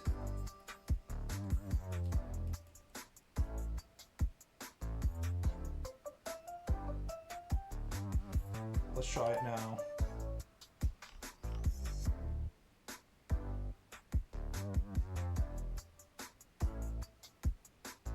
Selling AI art slop is crazy, but some morons buy it. Look at Call of Duty. Yeah, but it's just like fucking, what do you call it? The achievement images, right? People who buy Call of Duty are gonna buy Call of Duty no matter what happens. Every time I do this, I'm costing Google like $100, by the way. If you think this is gonna be free for everybody forever, think again. That's what I find so stupid. Like, you think that these companies are gonna give this to us for free? They want to make money at some point. Oh, it's even better. Look at that. The leg is still, you know, it could be a little better because it should start here, but it's slightly better. They also added gray to the jeans and the hat. Anyways. Also, if I ask them to produce. At least they're giving cleavage, right? That's not bad. Can you ask them to make her slightly overweight? No, I will not ask that. I can't AI gen image for free. I can AI gen image for free for a little bit, for like 5 images per day, because they want all my information and data, and they want to get me hooked and subscribing to the pro version. But I think even if everyone subscribed to the pro version, they're probably still losing money, right? I don't know.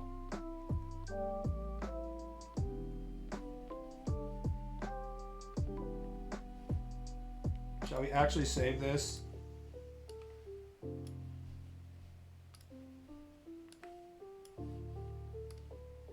So I was actually doing this with other things today. Here's a dragon sketch. Honestly, this is a fucking fire sketch. Look at that gesture. This is already good enough to be published if you ask me.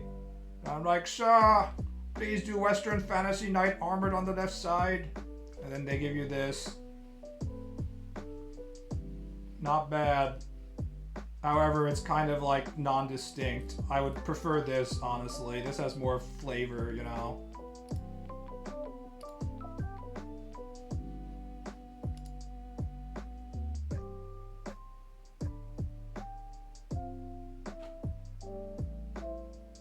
Low-key slop. I would call it high-key slop.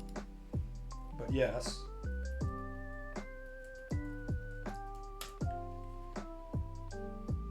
When you see the weirdness in the small details, it kind of gives it away.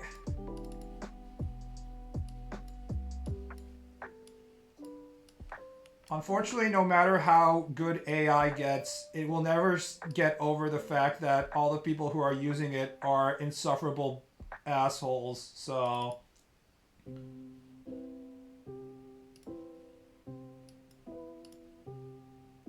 Nobody wants AI to succeed because from top to bottom,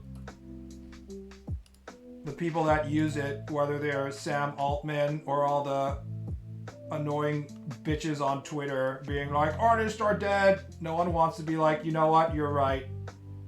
I will consume the shit that you produce for me now. No one wants to do that, so...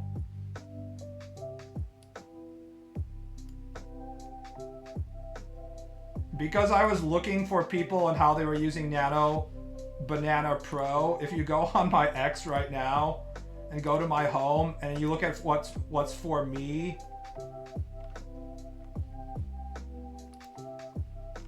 it's like so much of it is just AI shit. Actually, right now it's all the fact that the accounts of all these various people are in other countries that are psyoping. Oh wait, I just remember that I can't show you my Twitter feed because there's a shit ton of porn there.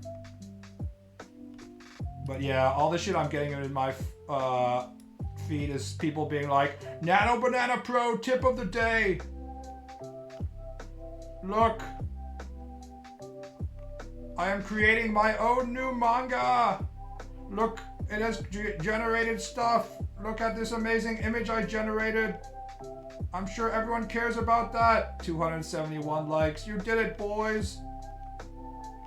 And then they're shilling their own comics. This guy was shilling his own comics in like 5 other AI prompt posts. Every single person who replies to AI prompt posts is also an AI prompter. There are no casual people who are just like, I want content. I'm the only one. Everybody else is just like, yes, I am also resident filmmaker and creative director at Google Labs and Flow by Google. I guarantee these are not actual Google companies.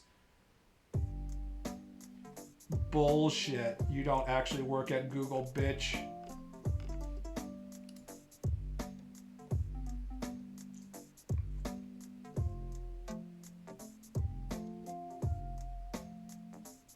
Twitter thinks I'm based in Japan for some reason. Part of it is using a VPN. Doesn't it show that you're using a VPN? 4chan was using the whole we know what country you're from thing, and showing that all the BBC black porn was being promoted by Indians. Indians, Sri Lankans, and Pakistanis.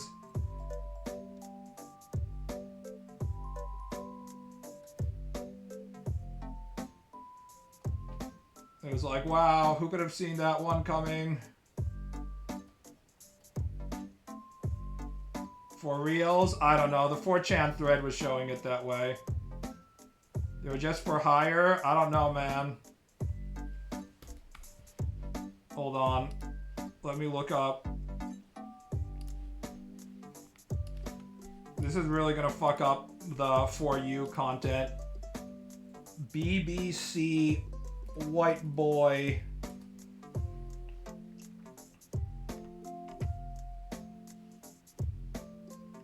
White boy finally found his purpose in life, just a hole for superior BBC gay porn. Joined September 2020. Connected via Ireland, not India in this case.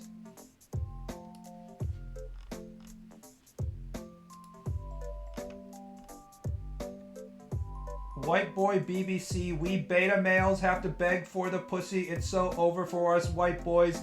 BBC is ruling this world now, MOG. Joined September 2024. South Asia. There we go. There's our first South Asia right there. Pobs for BBC.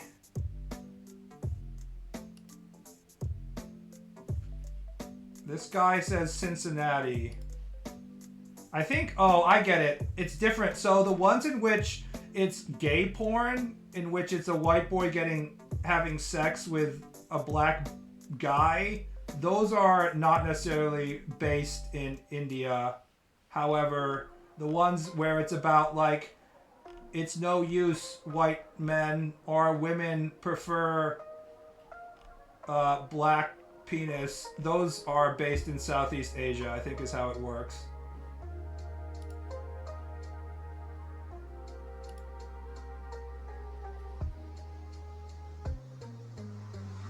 Alright, enough BBC content. There is no way BBC will run the world forever.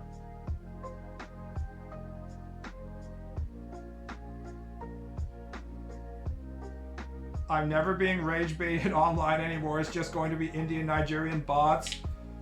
At this point, assuming that you're talking to a real person, depending on how you define real person, whether it's a not a someone in Southeast Asia or someone who's not a machine, is going to be just generally rare. We're not in 2003 anymore when everybody online was either in America, Western Europe, or Japan. One reason we should all hope that the Chinese Communist Party doesn't collapse is because if they do collapse and the firewall goes down, we're gonna have billions and billions of Chinese people flooding our internet. It might not be as bad as the billions and billions of Indians already on the internet, but it's not gonna be much better. I saw you were posting from Bangladesh. You can't hide anymore.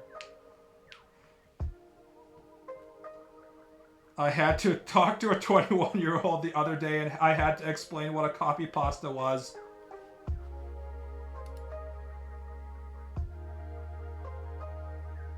Sad. Let's see, what was I actually planning on doing? Right. I have to look up Hotel Transylvania. Have you guys actually seen the Hotel Transylvania movies? It's actually some of the most depressing shit you can actually watch. Why is it depressing? I started watching Hotel Transylvania 4 because it was on Amazon Prime and I was like, I should watch it just to get myself back in the zone for drawing this.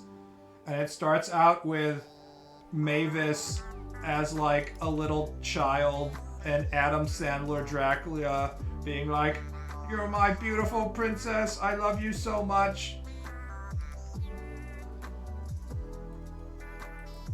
My cutest daughter, Fu.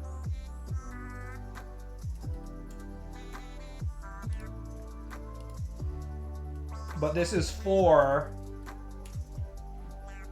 So that means the entire fucking plot of this series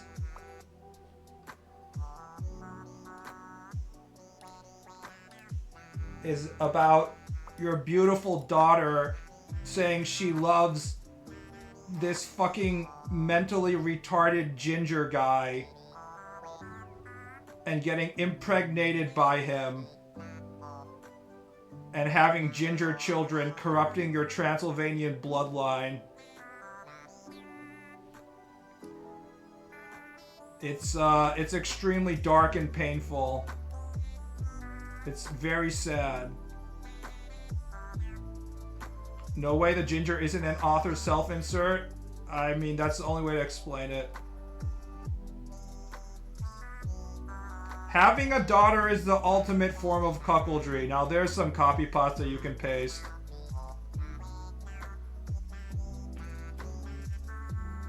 Soulless Dampier child. It really is horrifying. With all his, you know, orange colored carrot top hair.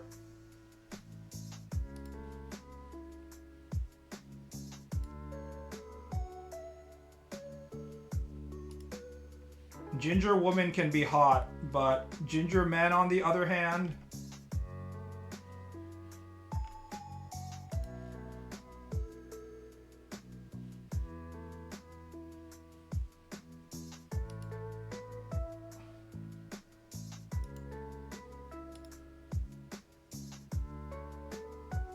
You don't get it? She let him hit because he's goofy. Yes. Again, the worst possible outcome as a loving father who raised your daughter to be a good human being. And she's like, tee-hee, this silly guy. He's so charming. And now she's fucking pregnant. Ah! Is raising a daughter the ultimate cuck? I cannot think or comprehend of anything more cuck than having a daughter. Honestly, think about it rationally. You are feeding, clothing, raising, and rearing a girl. All of it has one simple result. Her body is more enjoyable for other men. Raise the perfect girl? Great. Who benefits? If you're lucky, a random man who had nothing to do with the way she grew up, who marries her. This is so long. It's so fucking long.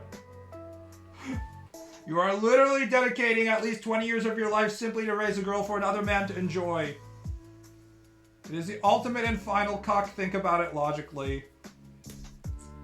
If you're actually thinking about it logically, you have to raise daughters because when you're too old to support yourself and you're shitting yourself and also social security and stuff has collapsed because our government systems aren't going to hold up, you're probably going to need a daughter to take care of you. There is a possible outcome in which your son takes care of you instead of your daughter, but it's much more likely that your daughter is going to be there to take care of you. If you're thinking of stuff in terms of like, I'm raising children so that they will be there in my old age.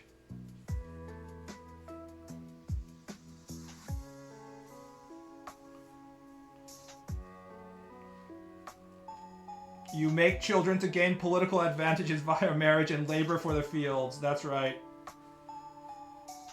Children are just a strategy. We need to go back.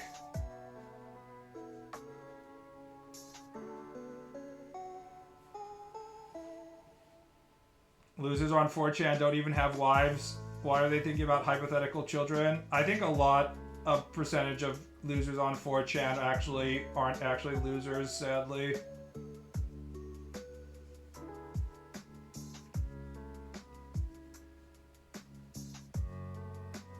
Not everybody can be a powerful incel artist like myself.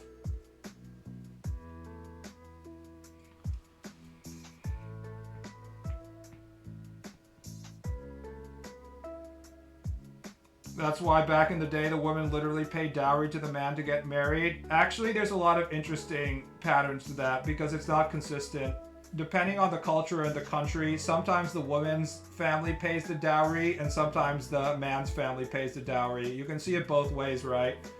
You can see it literally as the male's family. You're taking the female and her, you know, breeding power and stuff like that. So you give them a dowry, and it goes the other way in different cultures in which the man's family is like, you have to take care of her, so then you want something in exchange. And it's different from region to region. There's a lot of studies on this. It's a very interesting sociological topic because it's not like women have no value as much as we incels would like to believe that. You literally need women or else your bloodline is going to end, right? So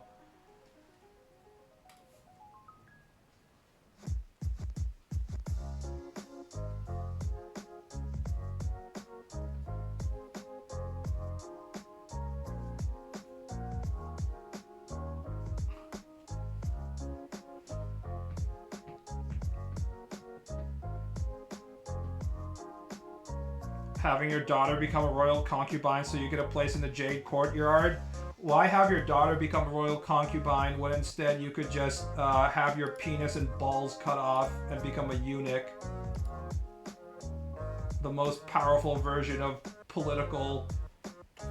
If you truly don't care about what you're sacrificing for your political criming, you just get your cock and balls cut off.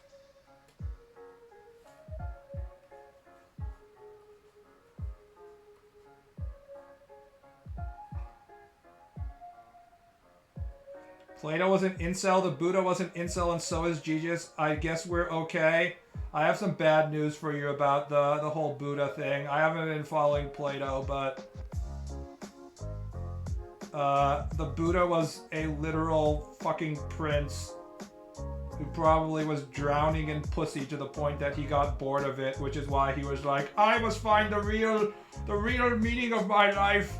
Instead of walking around my gigantic lavish palace and fucking hot women all day. Life is suffering. How can I break this endless cycle of suffering, of drowning in pussy? I must leave my wife and kids. He was so rich he got bored. Many such cases.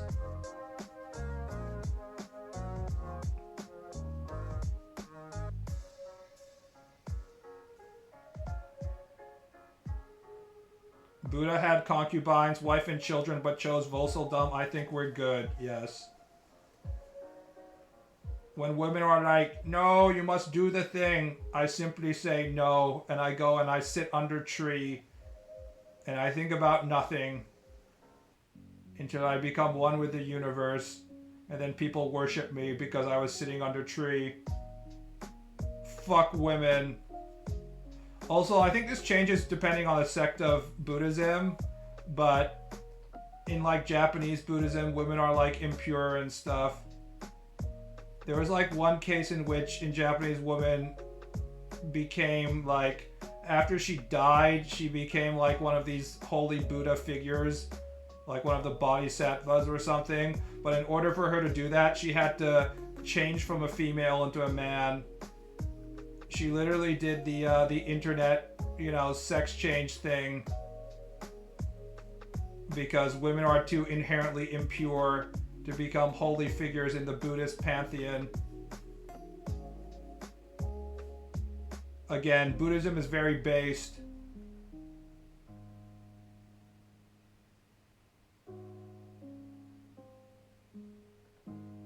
I can't even figure whether I want his eyes to be like actually looking in the right direction.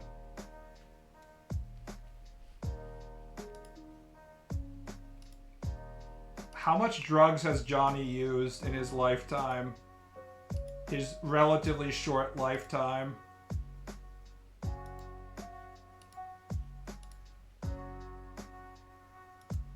Are we getting into like the 10 or 20 kilos range? Because I kind of feel like it is.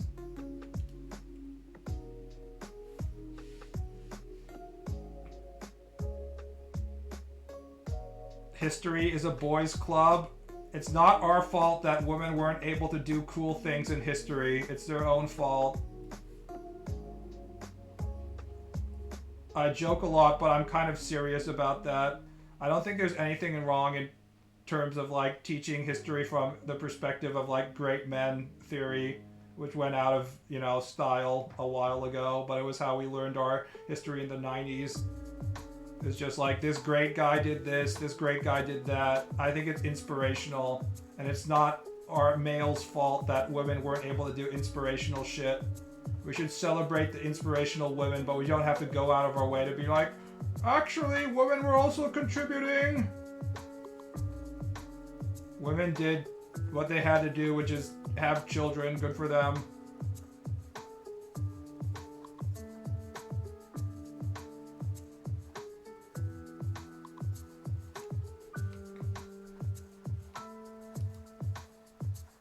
I like Harriet Tubman, though. She's a cool female figure. That bitch was fucking insane.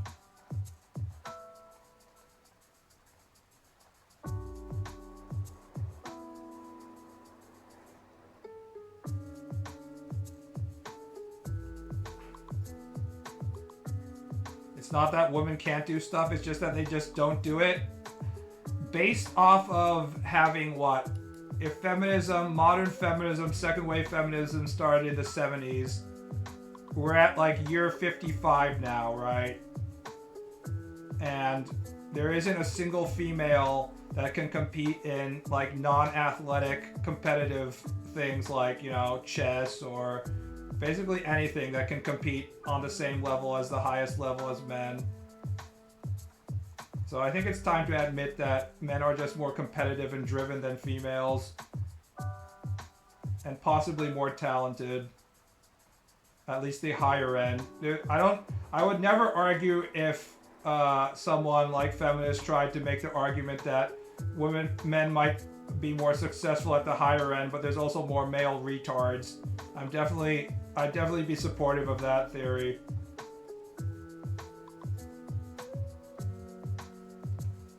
I think men are just built where we send the retards off to die in our latest war, and only the desirable ones get to leave their genes, i.e. not me.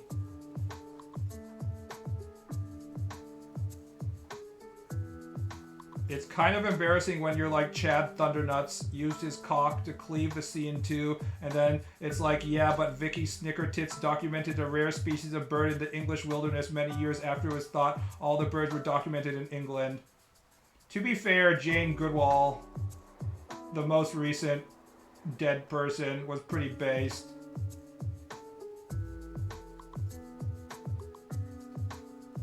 Jane Goodall is a good example of how we actually do need women in fields, because like the male studies of chimps up until that point were like, no, you must call the chimpanzee by its number.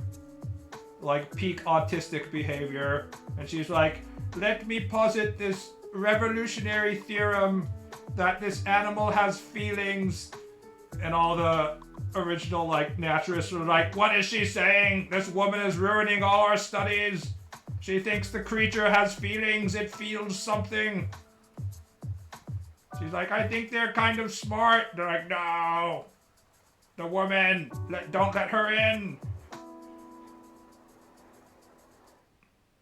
Historically, most men have not reproduced. The same is not true for women to the same degree. Again, I've been watching My 600-Pound Life recently, and every single one of those 600-pound women, their feeder is basically their boyfriend. They can always find a boyfriend, and it's definitely not true the other way around.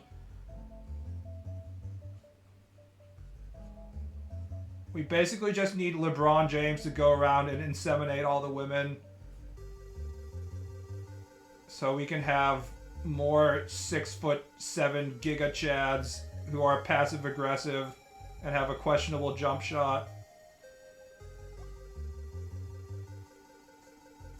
There is no female Mozart because there is no female Jack the Ripper. Women are just not capable of being giga autistic, obsessive about problem or hobbies like men.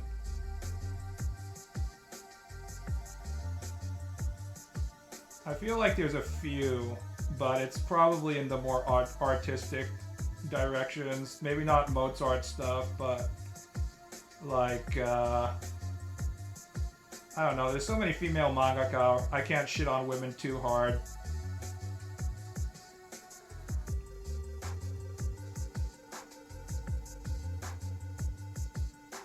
LeBron James sounds like he has his mouth filled with slime all the time.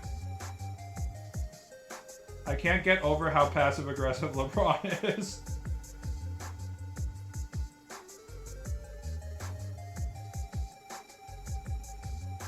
God, Johnny has such a weird fucking mouth shapes. I don't even know how to draw them. He also, his face changes pretty wildly between the movies. He actually gets way younger in his appearance. I assume this is the first movie. He looks like he's like 28, but then they keep on making him younger. This is probably by like the fourth movie or whatever.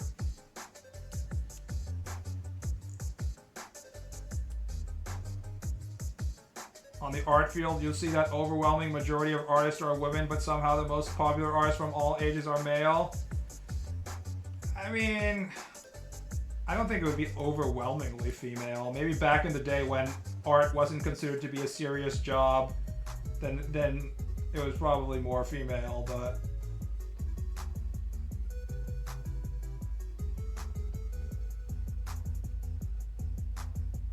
It's probably because art has a lot to do with like emotions and shit, and women spend most of their time exploring their emotions and like crying and stuff like that. So as men, we don't need to do that. We just keep our stiff upper lip and bury our emotions deep down inside our psyche and drink ourselves to death as we try and not think about our PTSD from, you know, watching all of our friends die in the war. It's what makes us uniquely men, the inner strength to succumb to alcoholism. I think the jaw is too strong here. He has a pretty round jaw in most of the artwork. He has a kind of a weird round-ass face.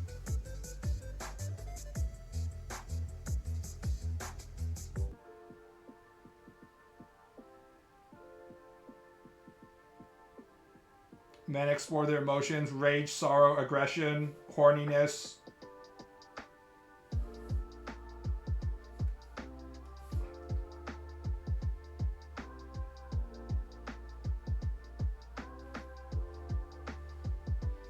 There's plenty of men, painters and sculptors.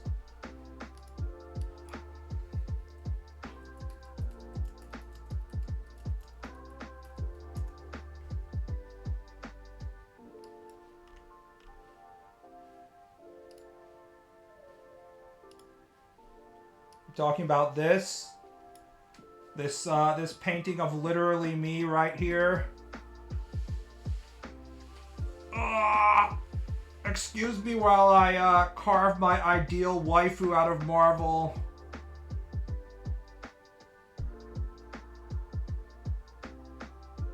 Have you seen some of these marble women? God damn.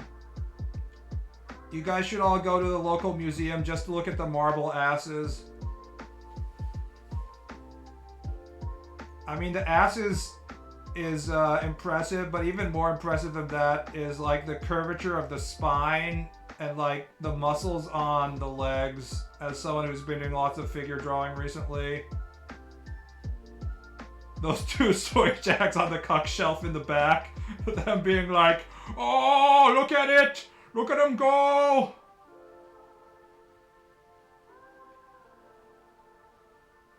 I learned recently that the soy jacks was it originally comes from vegetarian chicken.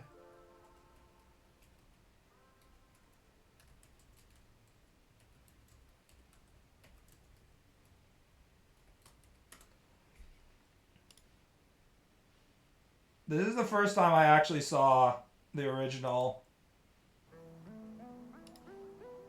Look at these guys. No wonder they were meme-ified.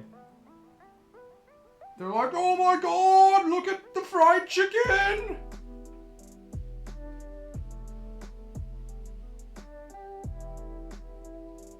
1,000 years ago, they're being like, oh my god, look at the female. Vegans can never catch a break. Maybe if vegans stopped behaving like absolutely pathetic human beings, we wouldn't make fun of them so much. Now that's a trend that has fucking crashed, right? Beyond meat replacement. Beyond meat stock. Yeah, about that, guys. 2019 fucking got up to $239. This is the future, boys. Crashes. No, it's still the future. It's still the future. 2021. Look, guys, we're all gonna be eating soy-based byproducts. We still got this. We still got this. We still got... Yeah. About that. Yeah. Holy shit. It's 0.86 US dollars when at its peak it was like $200 fucking dollars. This is why you shouldn't try and trade individual stocks, guys. Just do like index funds, like seriously. Like at the time, people were actually like, this is the future. It tastes just as good as real meat. Everybody loves it. Just stir fry me some veggies and I'm good. Here's the thing. Stuff like beans and tofu already tastes good. I know this is really hard for Americans to understand, but like you don't need to eat like fake meat to eat vegetarian protein. There's a million ways to eat protein that isn't meat that still tastes good, you know?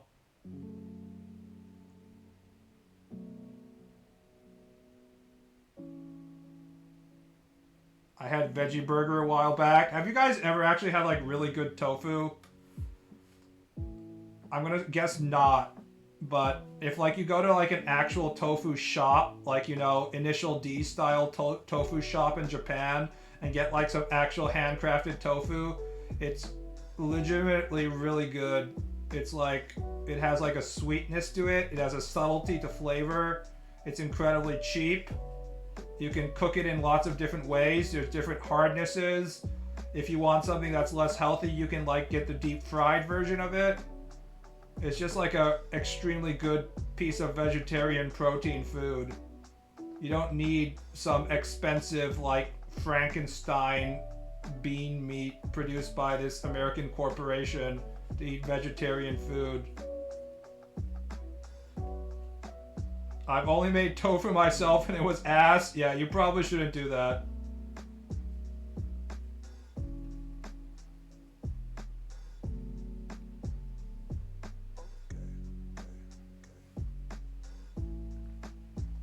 It's gonna be my primary food source when I get to Japan because it's probably the cheapest way to eat protein is just eat tofu. I'm gonna try doing the Mediterranean diet where you cut a lot of your red meat and you just eat like fish and like vegetarian and then some chicken. Chicken and dairy. I'll be eating some chicken and dairy still, but if I want to be both eating healthy and cutting my red meat to eat healthy and then cutting my budget, then I think I can just do that just by eating a lot of beans and shit. Also, you don't have to cook. That's another thing. If you're a lazy motherfucker like me and you don't want to cook, then there's nothing easier than just buying all these blocks of tofu and then putting soy sauce and stuff on it.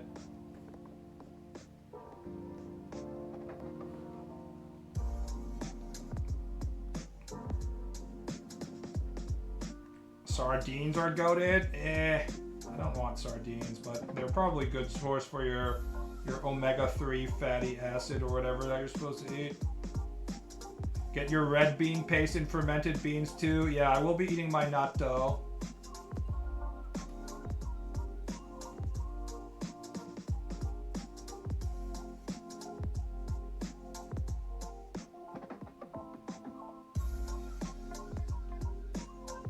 It is time for me to go back to being a clown and teaching English for some shitty eikaiwa so I can eat and afford healthcare, man. Fuck. I don't know if they have the eikaiwa jobs as much. My mother asked me about that yesterday, like, do you know if they still have eikaiwa? By eikaiwa we mean English teaching.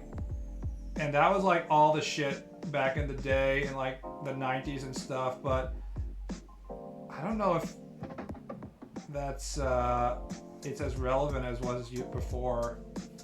I'm sure there's shit like the JET program still, but I haven't seen like one of these eikaiwa company ads in a really long time, like Nova and stuff like that.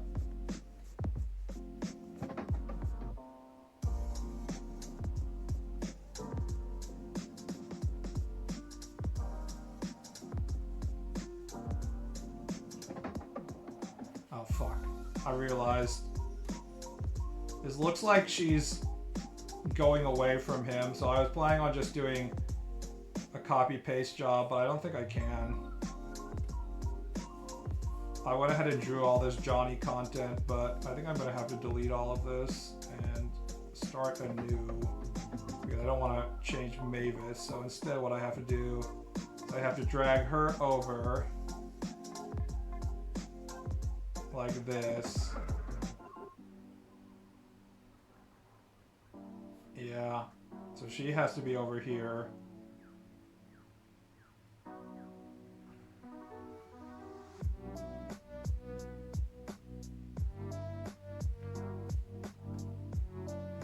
No rotation, but like here.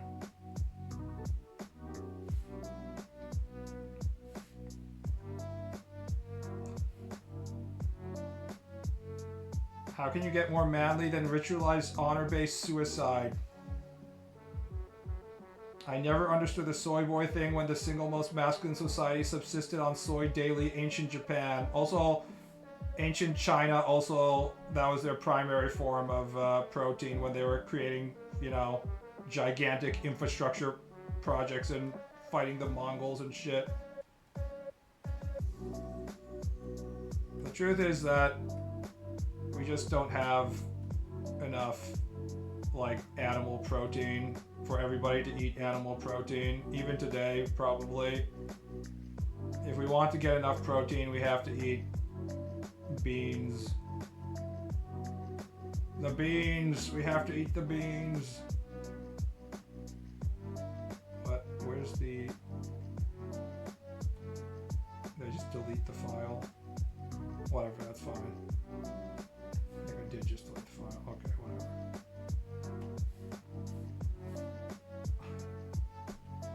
What if you just flip Johnny's face? No. I don't flip shit. I never flip it. That is a function that I've messed around with in the past, and I 100% have come to the conclusion that flipping stuff is unnecessary and not helpful. An image is supposed to look okay from one angle, and just like flipping it is just like, I just don't do it. I've decided it's completely worthless as a mechanic. I don't flip shit unless it's like completely unimportant stuff, like, but not faces and stuff. Maybe the most I would do would be maybe a hand, I don't know. But yeah, I'm definitely not gonna flip a face at any point. And I don't flip the canvas to like check it for any inconsistencies either. Oh, I know. This hand position, I can have it where his cock is. Perfect. It all works out. It wasn't planned, but it all works just fine.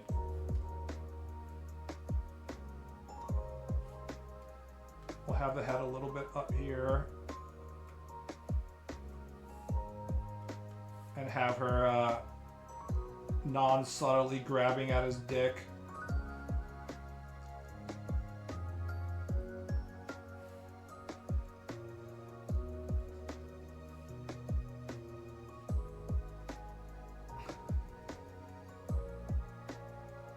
Artists straight up draw the best looking shit ever, flip it once, crash out and delete it.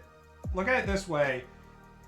Is the person looking at your image gonna somehow be able to flip it when they look at their image? No, they're not. So what's important is that your image looks good from one side instead of worrying whether it looks good from, you know, the horizontal flip transform. That's kind of irrelevant. I don't know why it became such common knowledge. Well, I know why. It's because people would take the paper and look at it from the other side and stuff, and so the digital version is flipping it, and I guess it helps with some kind of like huge inconsistencies. But here's the thing, like, even if you have like your anatomy and proportions and shit wrong and you notice it when you flip the canvas, just because something is wrong doesn't mean it's actually wrong, because art is all about whether something feels wrong or not. So if it's not noticeably wrong, that means it's actually not wrong. In fact, I would argue that you want to have some incorrect aspects in your picture. That's what gives it flavor.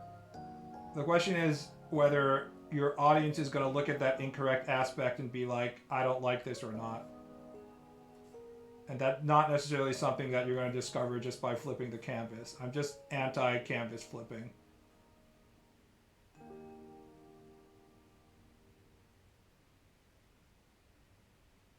Your haters are flipping your pics, bro. They can flip it all I want.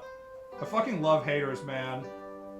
Anybody who's a hater enough to actually like follow your shit and be like, I hate you, is one of your biggest fans. The average person, when they don't like your stuff, they just are indifferent.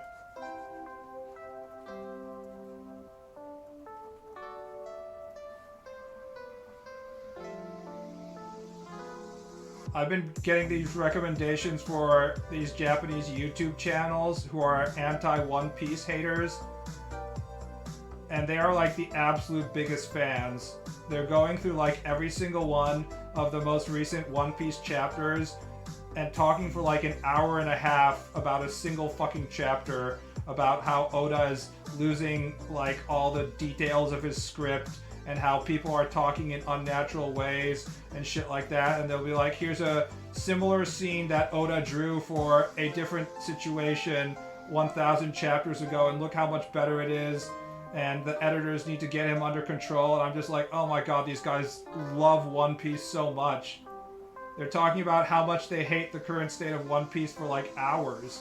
It's like they're trying to reclaim like something that's incredibly important to them, and they're just disappointed in Oda. It's really interesting. Love and hate are two faces of the same coin. For media engagement, it really is that.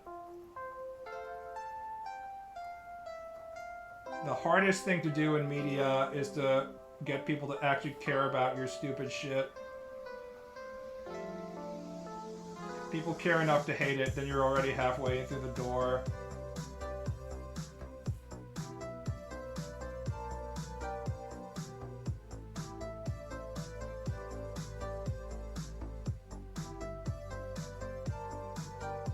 The opposite of love is apathy, not hate. Yes.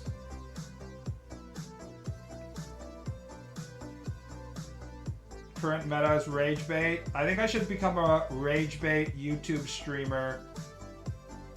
Did you guys see the YouTuber drama about what is it? Abroad in Japan? What's he called? Something in Japan? 2 white people in Japan channels on YouTube.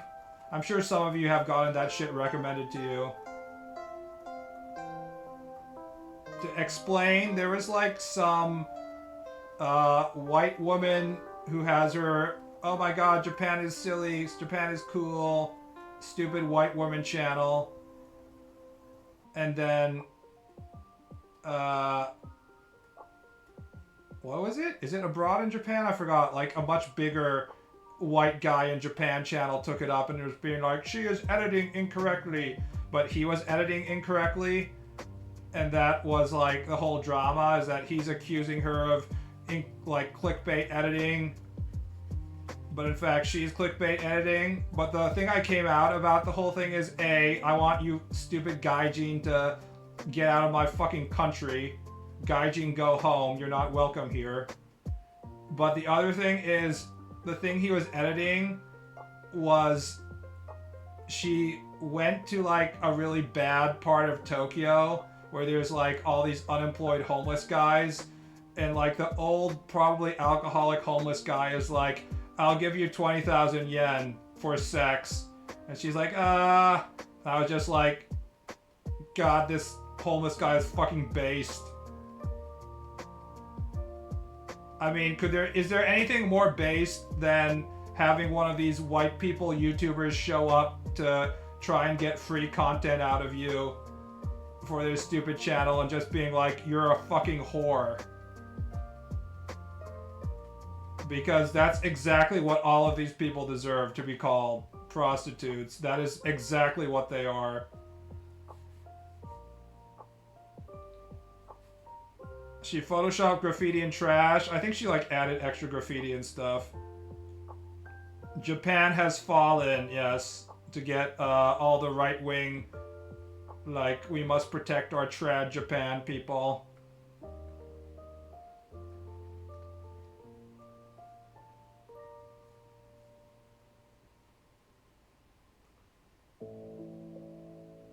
Anyways, YouTuber drama is so fucking stupid.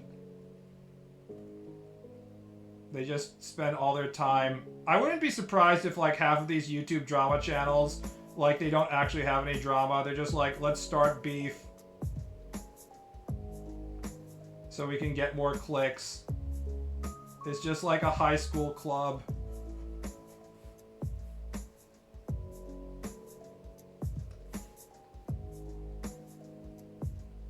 I know it's impossible to understand this, but Japan hasn't always been nice and clean and beautiful.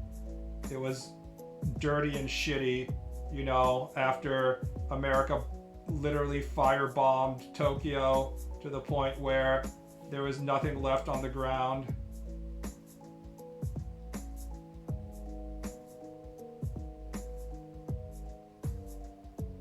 Abroad just called out the video but didn't really go beyond that. Yeah, well, the secondary clickbait YouTubers, that's not what they were saying.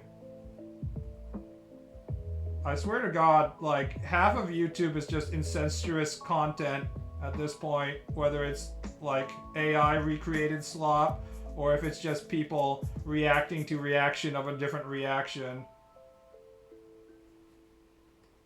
I say as I create parody content of other pre-existing shit, but seriously, it's just like,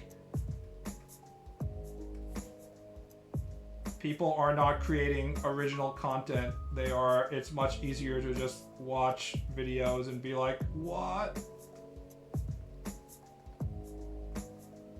Someone else was pointing this out, but Japanese entertainment shows where they would just like show a video and then all the geinoujin in the audience would all react and be like, sugoi!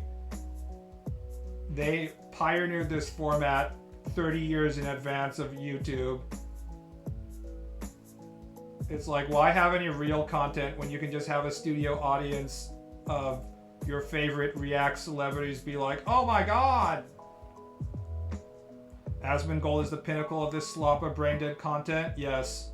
I wish I could be just like him. When do you think Asmongold is gonna die? Because it seems like he just drinks soda all day.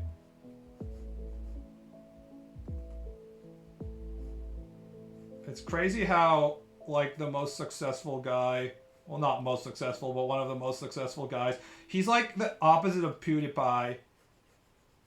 PewDiePie made his fortune appealing to actual children and reacting to shit. And after he reacted to enough shit and made his money, he left his country where he was too famous, goes to Japan, has a beautiful wife, a beautiful kid, and spends all of his days, you know, enjoying the beautiful Japanese countryside in luxury. Asmongold reacts to shit for, instead of real children, he reacts to shit for man children. And instead of leaving his incredibly dirty, shitty house in, what is it, Southern America? Not South America, but the southern states of America. He just spends all day continuously playing Warcraft in 2025, rest in peace Warcraft, and drinking like soda all day long and eating Wendy's chili and then fighting the rats and cockroaches in his house. Nurgle fuse him, he won't die while feeding the chaos entity. True. I think you're right about that one. God, his mouth is so hard to draw. He does such weird ass shit with his mouth. Like he's making like this weird cringy thing. I don't want to draw exactly this mouth shape. I'm trying to figure out what kind of a mouth shape he's making, but he does these weird ass teeth shit with his mouth. I think I have to make this side of the face bigger. That's part of it. He makes a lot of different wild mouth shapes. So this is actually a really good piece of advice from Grizz and Norm is, where's the mouth? Teeth. Nose.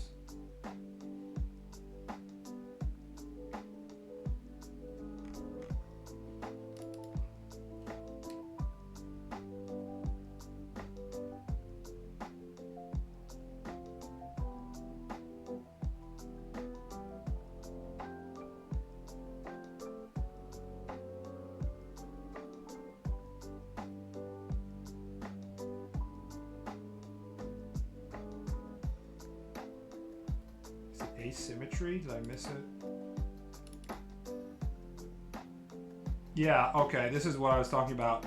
Mouth. Always try to favor a side even slightly. There's endless types of mouth, more on it later. That was where I was like, huh, I never thought about that. There's all these weird little rules that animators have that we don't really notice.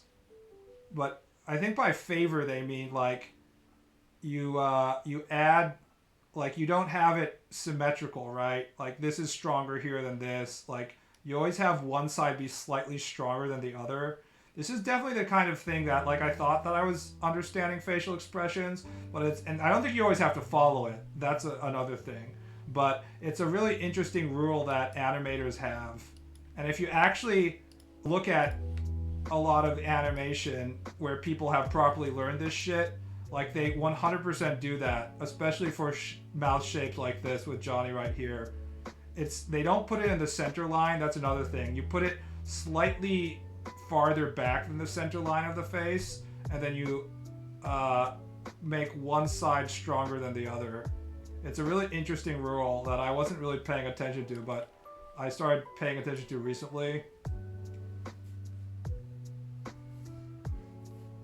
Grizz and Norm Tuesday tips. Yes.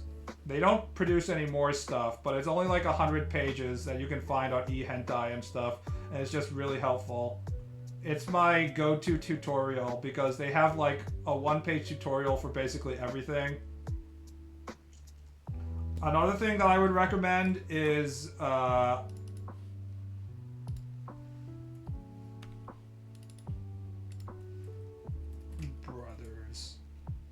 the Etherington brothers.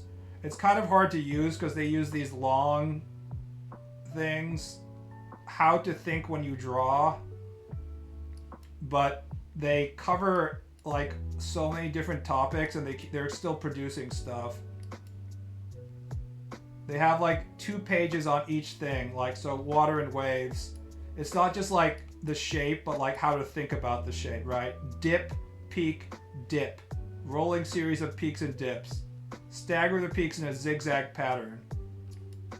And like when you understand these basic rules about how to draw shit, you can draw, you know, the waves in other situations as well.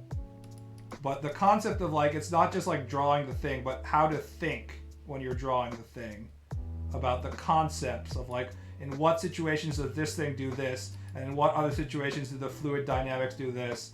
And I wasn't really doing that up until recently, like actually thinking about stuff. I was just like, I'm just going to find a reference that looks relatively similar to my situation, and I'll just draw the reference. I'm not going to worry about the core mechanics. But now I'm like, you know what? That's not enough if I want to get really good. I actually have to like think about the actual mechanics about how to draw stuff. And it's not just about the mechanics of how to draw stuff in like real life, of how the shapes are made in real life, but also the type of like abbreviations you have to do in real life to, not in real life, but to get the feel, right?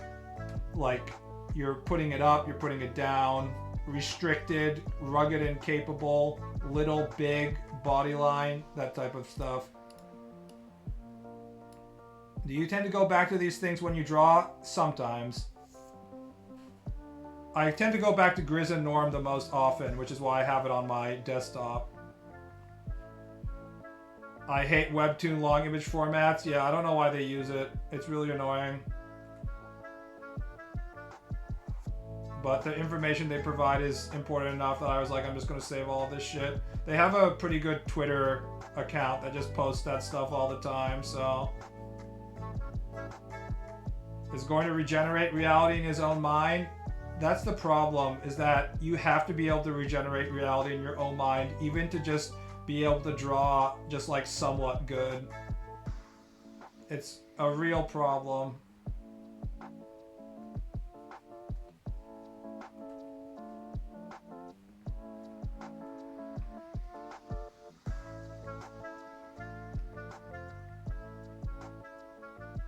Where did you get that? You can find Grizz and Norm on eHentai, and then you can find Etherington Brothers on Twitter and also eHentai, and they sell books and stuff. They also have like an email newsletter that I haven't signed up to, but I've been considering signing up to. I think all of their stuff is free unless you want to buy the book, which is probably not in the long Webtoon format, which will make it easier to use. Oh, thanks for the Prime sub, SO3A. Heathering and Norm. Grizz and Norm is one. And then Etherington Brothers is the other one. And like just add drawing tips behind them and they should show up in your Google image search or whatever. Thanks for the Prime sub. Yeah, those are the most... I think they're... In both cases, they're animators. I've come to the realization that animators probably have the most applicable skills that can like apply to a variety of different stuff in general. Especially if you want to draw manga, because a lot of it is line art. Hogarth is good, but it's relatively similar to most anatomy. There's a lot of anatomy books out there, and all of them are pretty good because everybody cares about human anatomy because everyone cares about humans, right? But sometimes if you're drawing manga, you have to draw things besides your characters and humans, so then suddenly you need to other things. Animators and comic artists are cracked. I recently found a YouTuber. There's lots of people who draw and like give you tips and stuff on YouTube, but a lot of them aren't actually that good, you know? But yesterday I found someone who's probably the highest level art that I've seen on YouTube so far. Let's see if I can actually find him, which I would also recommend. But he speaks in Japanese, so it's more of just to like be impressed by the guy instead of actually learn from him what he's saying, because the things he's saying is generally more philosophical. Let's see if I can find him. Okay. Tadashi Hisamitsu.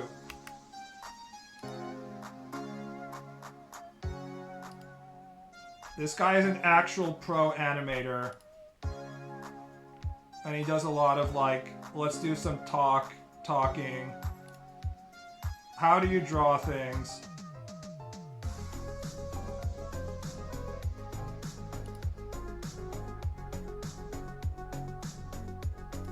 Oh, this is actually him going places to look for shit. Like, I was watching this one right here. And it's just like a question of, how do you get better at drawing? And he's like, I don't know. And then he brings out a book about Helen Keller and like how Helen Keller didn't know what water was until, you know, she went to the well and what's her name gave her water and shit like that. And he's going into like these super philosophical concepts about how we learn things. I'm just like, holy shit, this is gonna help me. and I'm watching him, and he's just like drawing these like super thin lines with pencil, which is like a very much an animator thing. But obviously he doesn't have to use his eraser at all. He's just one-shotting every single one of his lines with these super thin ass pencil lines. And he has like a super thin like first draft. And you're like, yeah, this isn't that good. Oh, here's the pencil. He finally uses the eraser here. And then he starts putting in the darker lines. I think this is all real time. They usually show, these artists usually do stuff at like 16 speed to show that, so it doesn't seem like they're taking as much time as they are, but this guy's just doing at 1 speed right here. So we're like at like 16 minutes and we're already like in this fucking complex ass image right here. And now we're getting the harder lines. Kawaii girls. And I was just like, what the fuck? What kind of black magic is this bullshit? Like, you can just find the shapes without having any kind of like... Well, I guess he did like a one rough draft, so it's not like he's doing it out of nowhere. But then he gets this far, and then what he does after getting the pencil lines down is he takes a photo and he puts it into digital, and then he starts coloring it in digital. Which I didn't even consider that you could do that. That's a really good idea. You can have a lot of manga artists do their line work in analog, and then like they do the finishing in digital. So he's doing a different version of that with the colors. But you wouldn't be able to tell based on whatever digital brushes he's using. It definitely looks like analog, doesn't it? You definitely could fool me. And he's actually improving on the lines a little bit.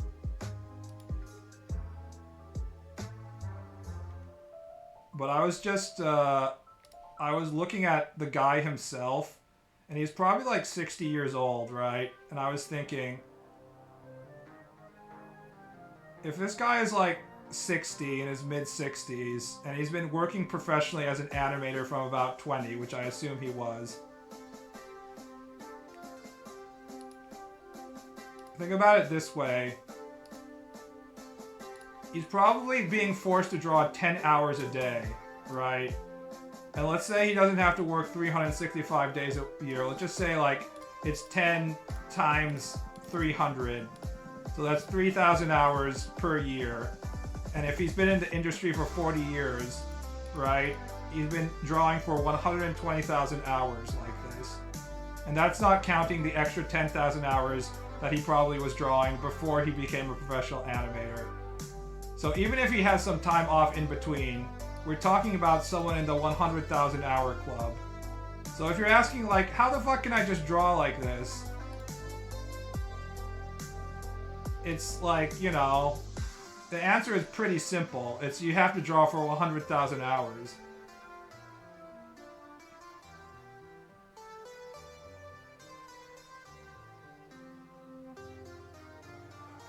To think is to conceive is to understand. That's another good word, understanding. A lot of art, being good at art, is understanding what you're drawing. A lot of the reason why I was having difficulty drawing shit is because I didn't understand it. I was trying to put down lines and stuff repeatedly, hoping that eventually like the lines would look correct, and that would work if you're working digitally and you're doing it for a long period of time. But if you want to draw quickly and efficiently, and especially if you want to draw on your first pass, then that's not good enough, right? You have to understand this shit. You have to understand the shape of what you're drawing and why it has that shape and how it behaves and stuff. And animators have a much higher level of understanding that people who don't have to animate, because they have to understand the object in motion and shit. So you have to have like a super solid grasp of like how it behaves in different conditions, which obviously is way harder than just like the static image that I'm drawing. Can you suggest some good book on anatomy for artists? I don't know. instead of using a book, do you guys use this one? Pose Maniacs. I didn't really like Pose Maniacs, but I've been going hard to Pose Maniacs recently. And I've just been doing 30-second drawings. And then just been going like draw, draw, draw, draw, draw. Don't ban me, Twitch. I think Pose Maniacs isn't good for more complex gestures and stuff like that. But what it is good is for shortening practice, proportion practice, and general awareness of the muscle locations. The problem with muscles and anatomy book-based muscles is that muscle shape and size varies greatly depending on the context. And there isn't one book that can actually properly represent the wide variety of different muscle shapes that they can take when they're like contracting and stretching and stuff like that. So you ultimately always have to get references if you want to be really accurate about your muscle anatomy. Like if you want to draw someone doing a long jump, you actually have to get like photos of the long jump, you know? I prefer some physical media. I mean, there's always like the infamous shit like Hogarth and, you know. But I don't know. I don't find those as helpful, honestly.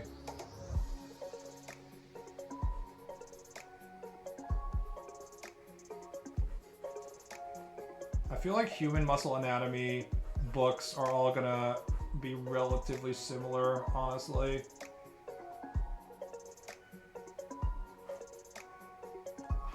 This arm is wrong.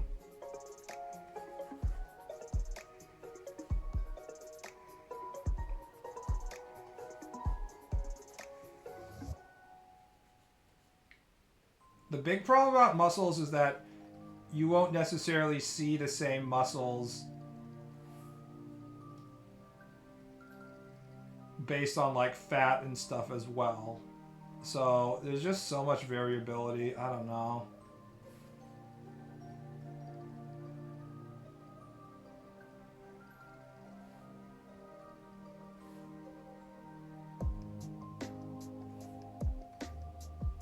I've spent all this time just drawing Johnny right now, but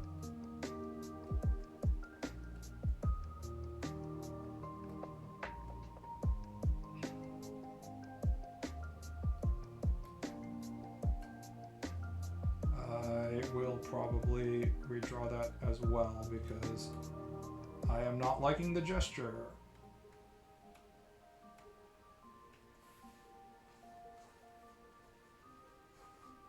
The level of obnoxiousness needs to be higher. I know what's gonna happen is I'm gonna just redraw it off stream and then I'll be like, yeah, this is fine. I'm too distracted to really, I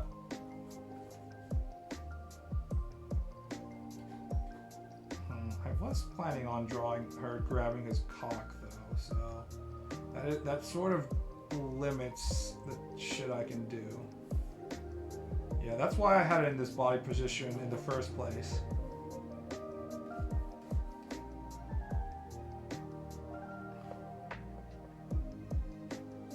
Do you have the Etherington Bros as a folder or PDF book? I downloaded mine from Twitter. I just started not screen grabbing them, but just dragging them from the Twitter images they post. I think they also have shit pirated on eHentai, and you can just buy the book. Although maybe the book might be sold out, but they have also like a free email newsletter.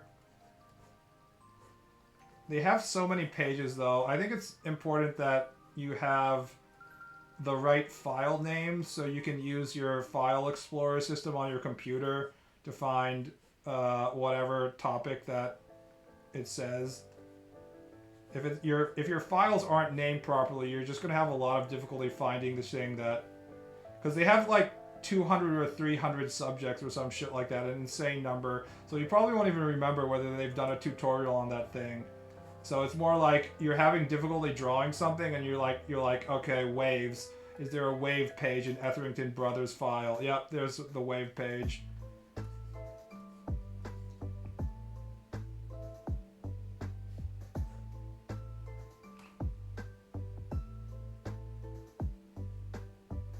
Johnny the type of guy to keep saying 6'7"? Yes, 100%.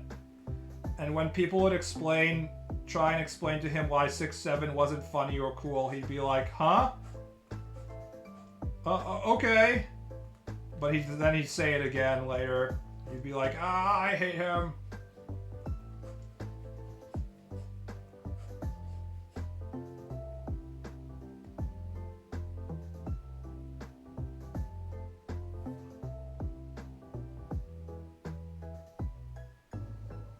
Yeah, so I just have the shit in my folder. So you're like...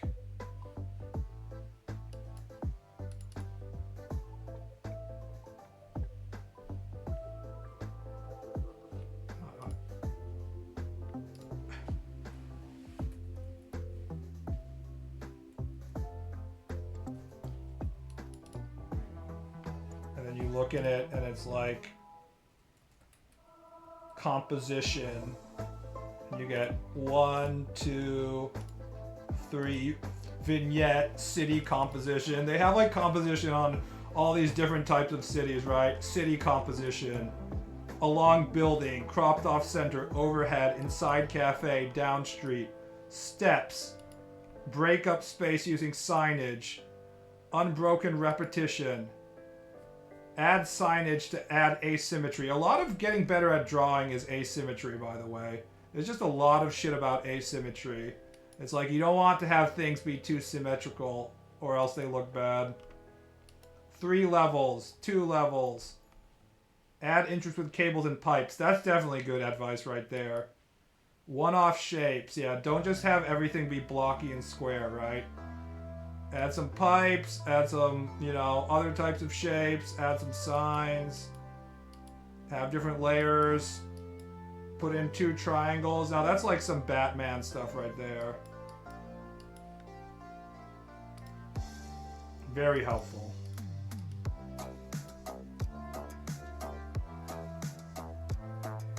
I think BB is subconsciously trying to correct Johnny despite him designed to be a screw-up. By correct, you mean like vagina correction. Are you a Jomon chat or a soy yaoi? I don't know. My mother has relatively tan skin. She kind of looks like Jomon, I think. And my father is a white guy, so I just look like a white guy.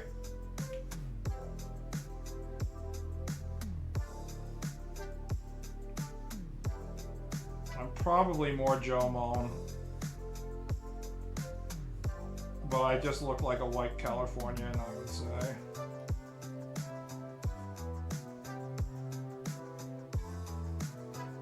What are you talking about? Everybody likes white people.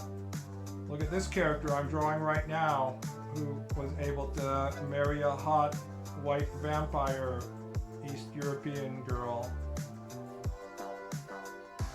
Oh god, his nose is fucking huge. I didn't even notice that. Wait, what is this song from? This is like the ending song of something. Staff Roll. Is this the Pokemon Staff Roll? What is the Staff Roll from? I've definitely heard this before multiple times. Dun, dun, dun, dun, dun.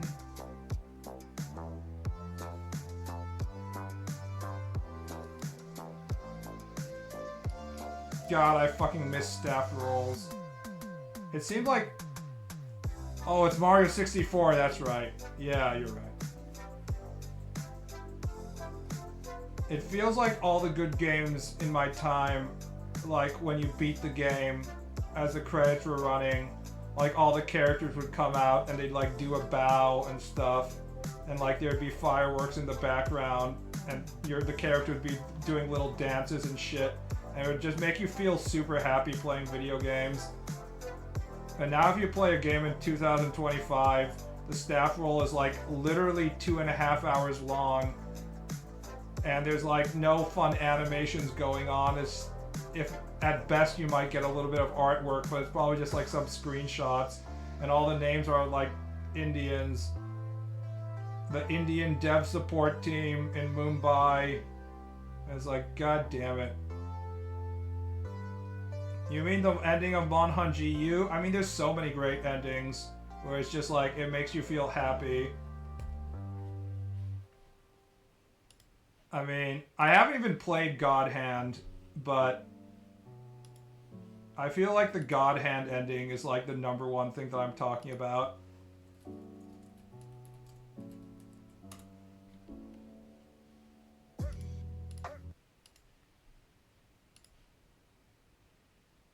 This one.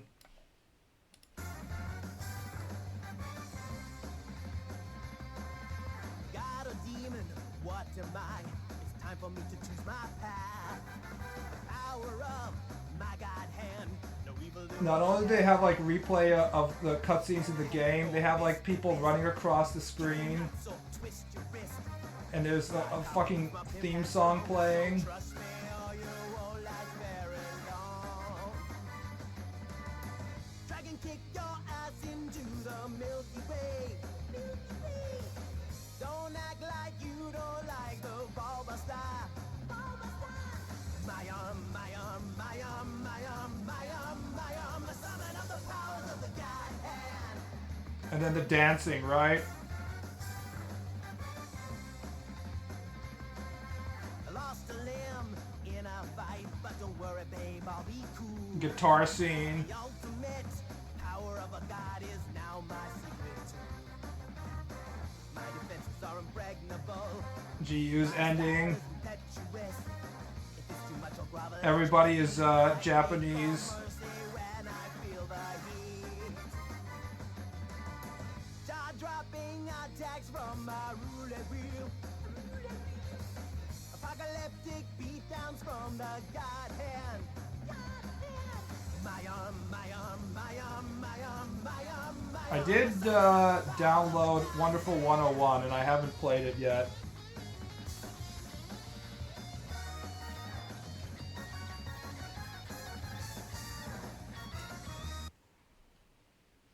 The dance scene.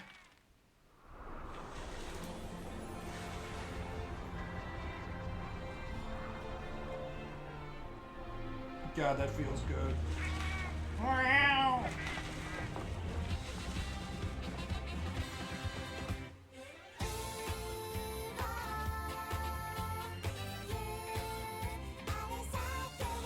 Whoa.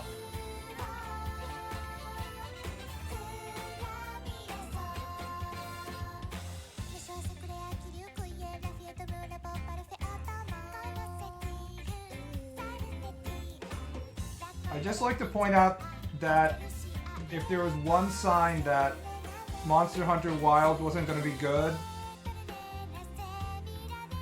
it was no Monhan language. I was like, maybe they'll add a DLC for Monhan language. But I keep on saying that Capcom's back, but if there's no Monhan language in Monster Hunter, it means they've lost their way.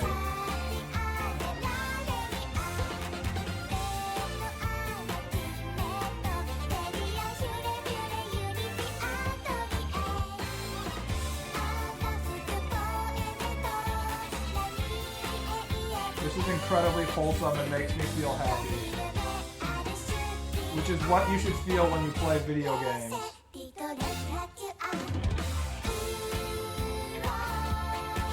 Everybody's there, guys. Did Wilds really not have Monhan language? I'm pretty sure they've never added it. They certainly didn't have that long.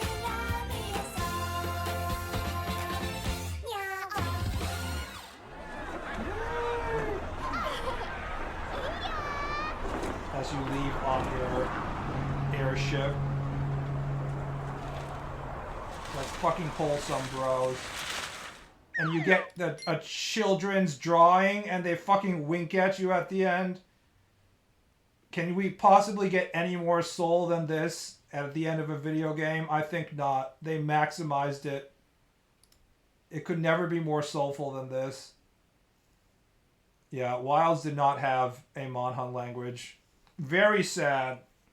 Alright, guys. I'm going to end the stream here. See you around, boys. Have a nice night. I will keep on grinding. I probably have to start getting serious about doing shit to leave for Japan, so that might affect the streaming schedule a little, but I hope not. Alright, see you around, boys. Good night.